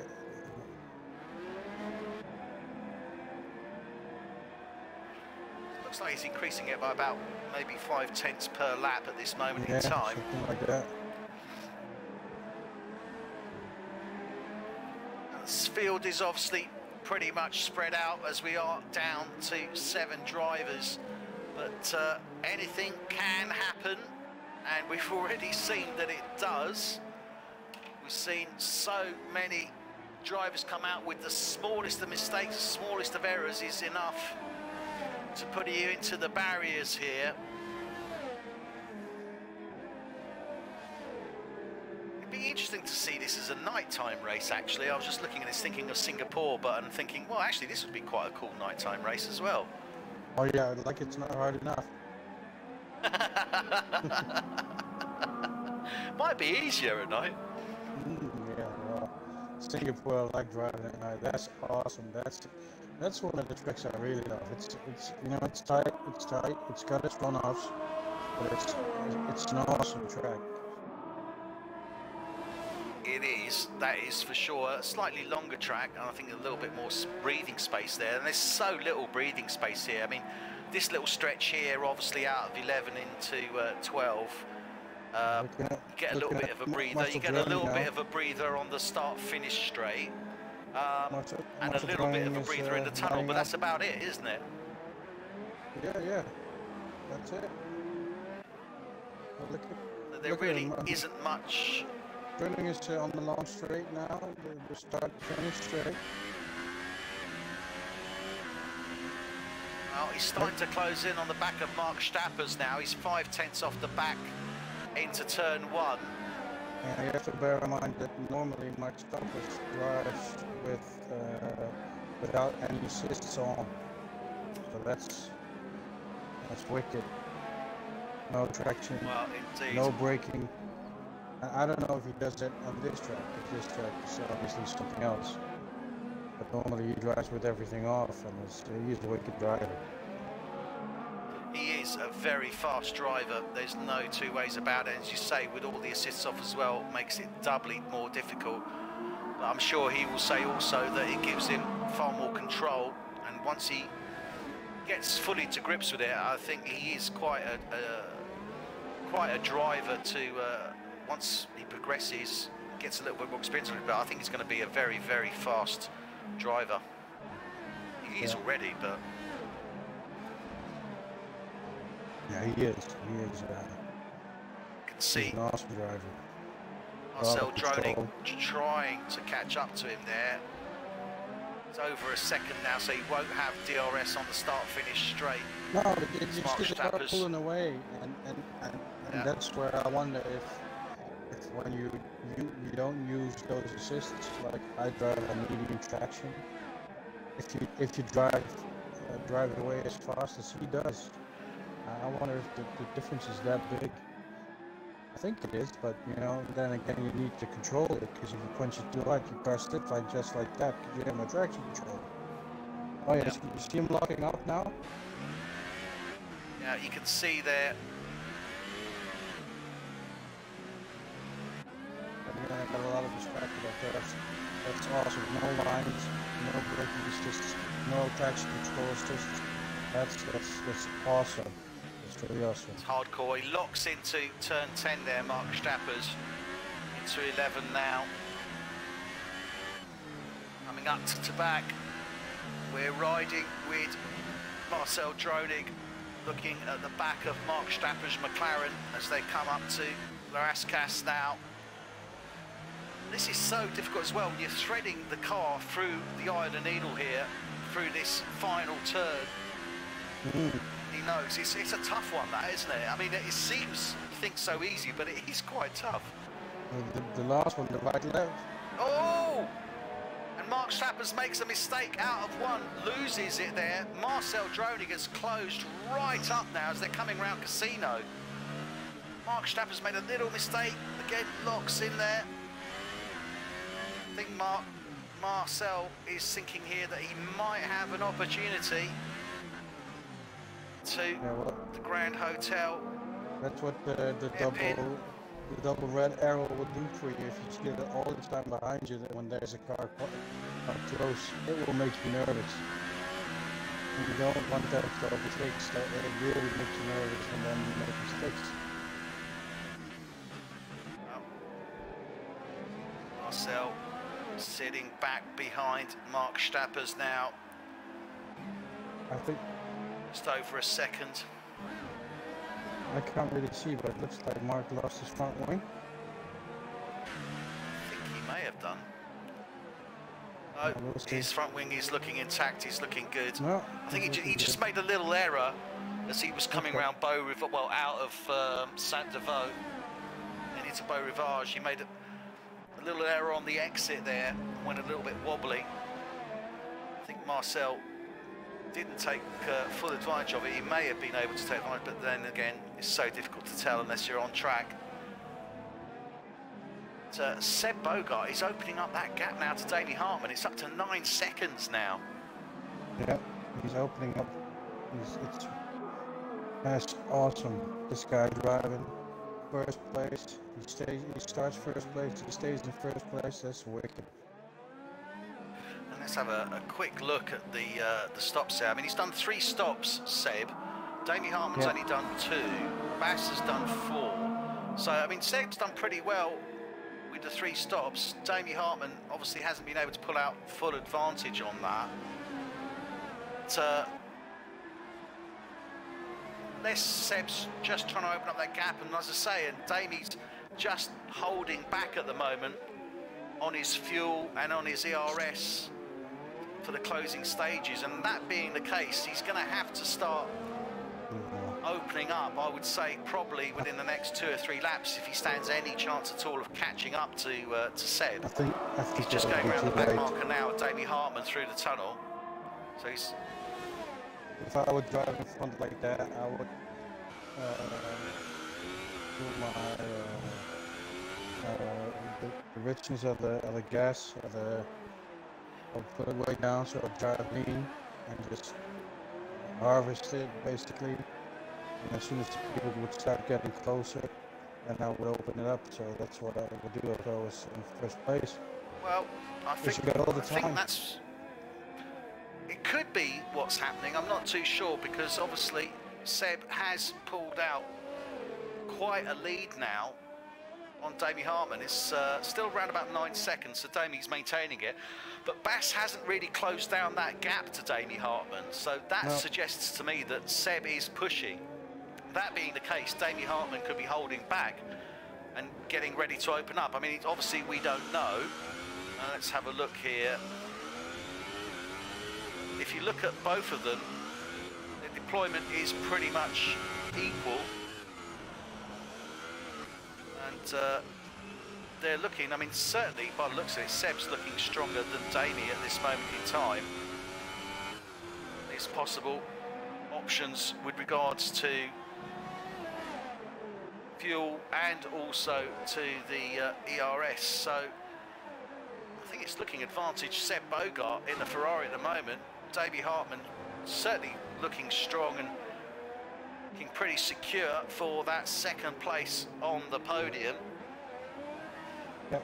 And it's going to make a difference. I mean, Seb needs to obviously get this win, but equally, Damie needs these points as well because he is second in the Drivers' Championship. Bass is currently third.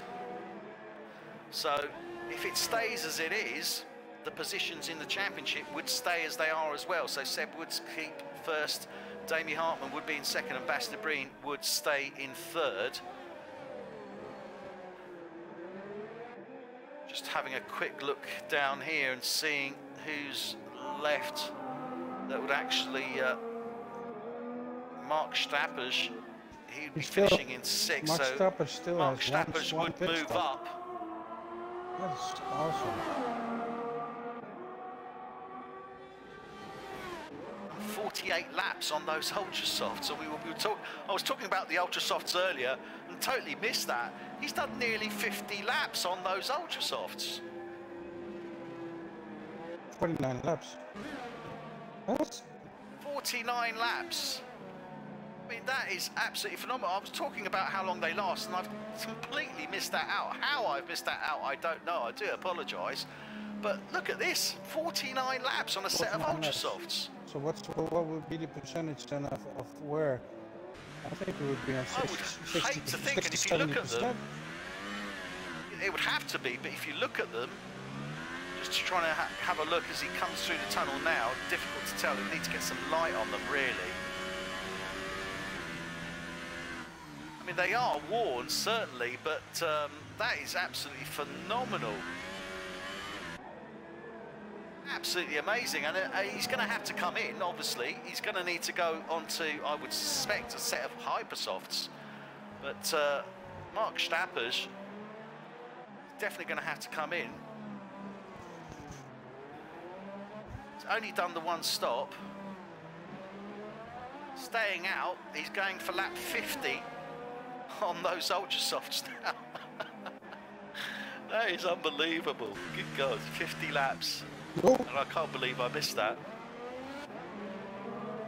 50 laps. He's getting time management award. He's got definitely a time management award for that. That is phenomenal. Absolutely amazing.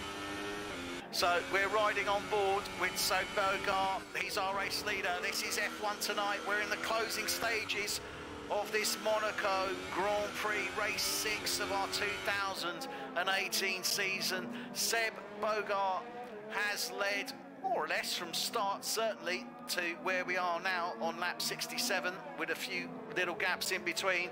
Damie Hartman for Haas is second. He's nearly 10 seconds down the road from Seb Bogart. Bas de Breen, he's third. He's 23 seconds behind Damie Hartman. Martin Parder Cooper, he's a lap down in 4th place in the Red Bull. Marcel Dronig, he's in 5th place in the Renault. Mark Stappers in 6th place in the McLaren, coming round for, and I've got to say this, lap 50. He's now in the pits. He's done 50 laps on this set of ultra softs. That is absolutely phenomenal. Absolutely amazing, and he's going to have to go on to, I'm curious to see what he's going to go on. Yep, he's going on to the Hypersofts, as I thought. Miguel Torni for Force India, he's still in it. He's 2 laps down. He's bringing up the rear in 7th place. Mark Stapper's coming out now. He stays in 6th place. He's 32 seconds behind Marcel Dronig in the Renault. Martin Parder-Cooper, as I say, 4th. Basta Breen, still 23 seconds behind Damie Hartman. Oh! Mark Stappers has picked up a 5-second stop-go. Would you believe it? I think that's probably unsafe for either entry or exit into the pits. I would suspect he's probably gone over the line coming out of the pits. Yeah. And it's such a tight line here at Monaco as well. It really is. Right up and round turn 1. So Damie Hartman, he's in 2nd place. Seb comfortably in 1st place in the closing stages. 10 laps to go for this Monaco Grand Prix. We started with 18 drivers. We are down to 7. We have lost 11 to this track. And this is a grueling race, 78 laps. It's a tough one to commentate, and it's a lot tougher to race, I can assure you, for a full race. And Seb looking strong there. Damie Hartman is now slowly starting to eat into this gap. And let's see what Damie Hartman can do. If he can pull out a second a lap or thereabouts, it's going to make for a very interesting closing laps of this race. Let's see if he can close down. He was just shy of 10 seconds, still is as he goes into the tunnel, but the time will tell once they come over the line. Seb Bogart just coming round to back now. Into the swimming pool section now, out into La Rascasse. Through Anthony Noakes. Onto that start-finish straight. Comes over the line. Now where's Damie Hartman going to be? Is he starting to close in that gap? No, he isn't. So it's still sitting a few tenths shy of 10 seconds. Basta Breen still 22 seconds. They're pretty much settled here. It doesn't look like there's a lot of difference happening at this moment in time, does it? No, it stays pretty much the same. But it's good, you know. These guys are awesome. They're concentrating really hard. It's just too bad for Mark Stappers to get a stop and go penalty, but then again, you know, this happens. Well, it happens, and it is such a tight line when you're coming out of the chicane there. And as I say, it takes you right up and around turn 1, doesn't it, that pit exit? Oh, yeah. Yeah, and it's even scarier if somebody comes out and you're just on the long straight. Because you think this would, it goes so fast. And the cars really get into each other there.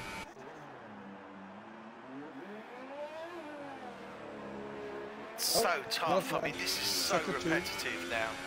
Damie Hartman's clearly made an error, and I think he made an error in Rascasse because he's lost a couple of seconds.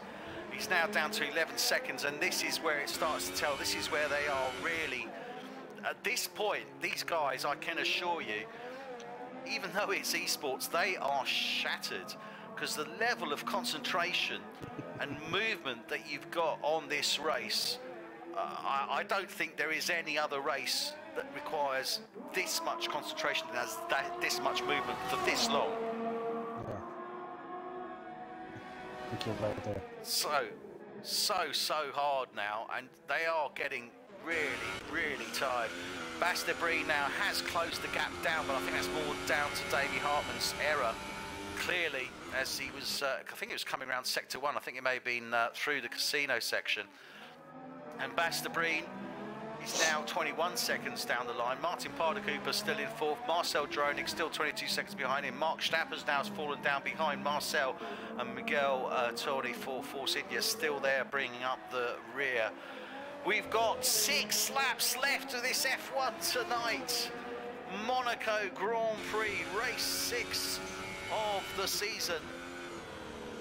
And it has been a real battle royale in the Royal Principality of Monaco. Yeah. This really is, I was going to say, it's more a war of attrition. It's wearing you down. It's whoever is left at the end of this F1 assault course, really, because it is that hard. Yeah, I think you should get a medal for it. Driving is hard.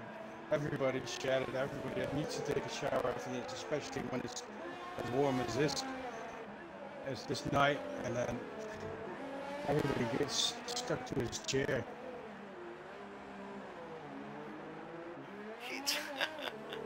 It certainly isn't much fun.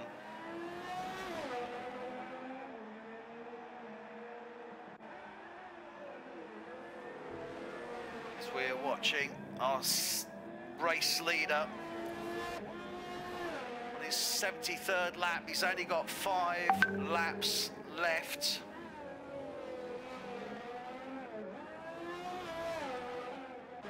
He's clearly not going to be looking to come back in. I was imagining that. I was even imagining a podium against Master in the wall. Well, I must admit, you were looking quite strong. You were doing well. The race was certainly going your way. Yeah, I was. You know, I had confidence and I had grip, and somewhere along the line it just went wrong. But I was gaining on on the guys in front of me, and I didn't imagine the race ending like this. And obviously, I knew it was one of the options there was, but.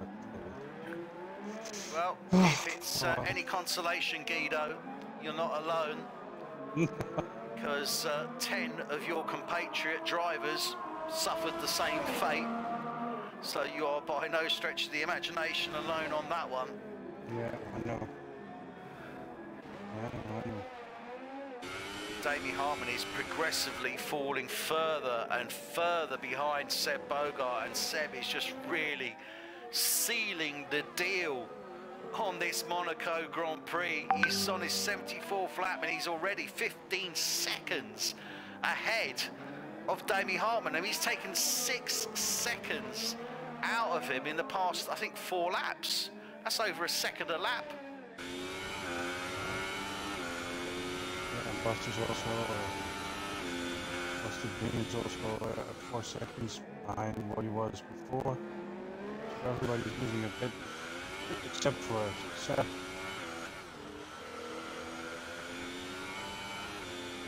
So everyone else is dropping slowly down behind the cars ahead of them, and the only one that seems to be pulling out all the stops is the only one that doesn't really need to, is Seb Bogart, as he comes round for lap 75 now.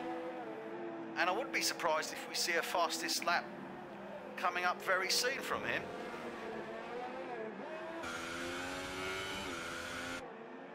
He's definitely pushing his ERS deployment. It's high, so he's clearly looking to set the mark.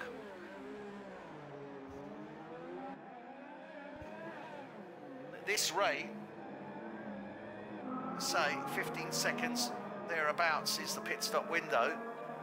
If he keeps going at this rate, he could actually eke out enough of a lead to come in and go on to another set of tyres if he wanted to.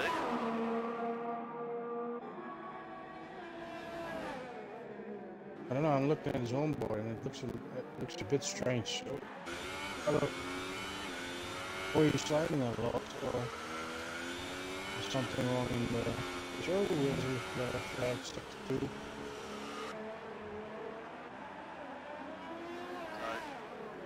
not too sure whether he's got the grip there or not. I don't know if he's pushing because he needs to come in or if he's looking to come in.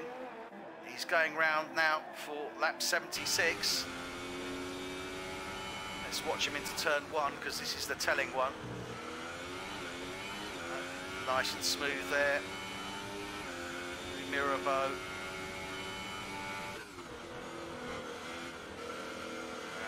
Casino now. He's looking solid. I think he's okay on those tyres.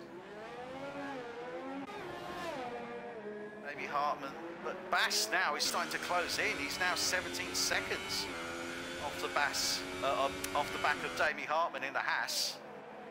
So he's gone on to those ultra softs. He's 27 laps in.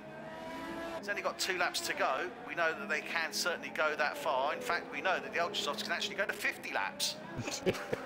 Although, well, they should.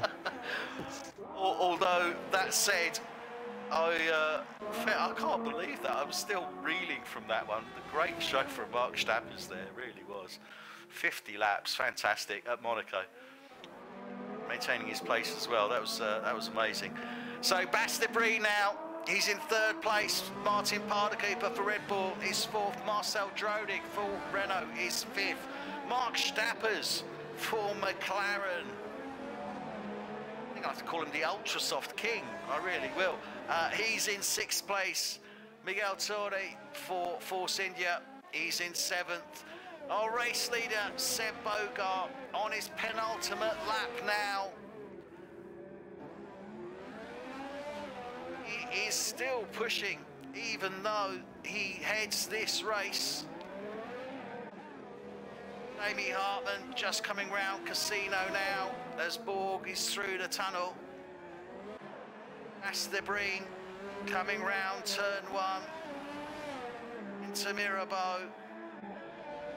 Seb Bogart can see the end of this marathon Monaco Grand Prix.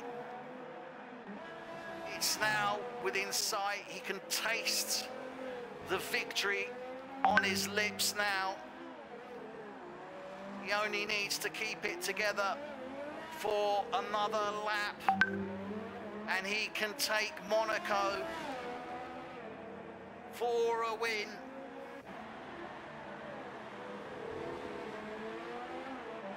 As he comes round his final lap now, Damie Hartmann coming into the start-finish straight. Still 14.5 seconds behind Sebastian Bogard. Bastabreen 22 seconds down the road from him as he's just coming round La Rascasse. Martin Pardercooper coming round into the swimming pool section is in 4th. Marcel Dronig exiting the tunnel in 5th. Mark Stappers coming round Mirabeau in 6th, and Miguel Torni just coming through Mirabeau now as well. You can see Seb Bogart as he comes round the final Nouveau chicane into Tabac, through the swimming pool, coming round La Rascasse now, threading through Anthony Nogues, taking the victory here at Monaco. Seb Bogart for Ferrari takes the win. Damie Hartmann for Haas comes round Rascasse now. He'll be taking 2nd place for Haas. Dan Bastabreen coming round the final 3rd sector,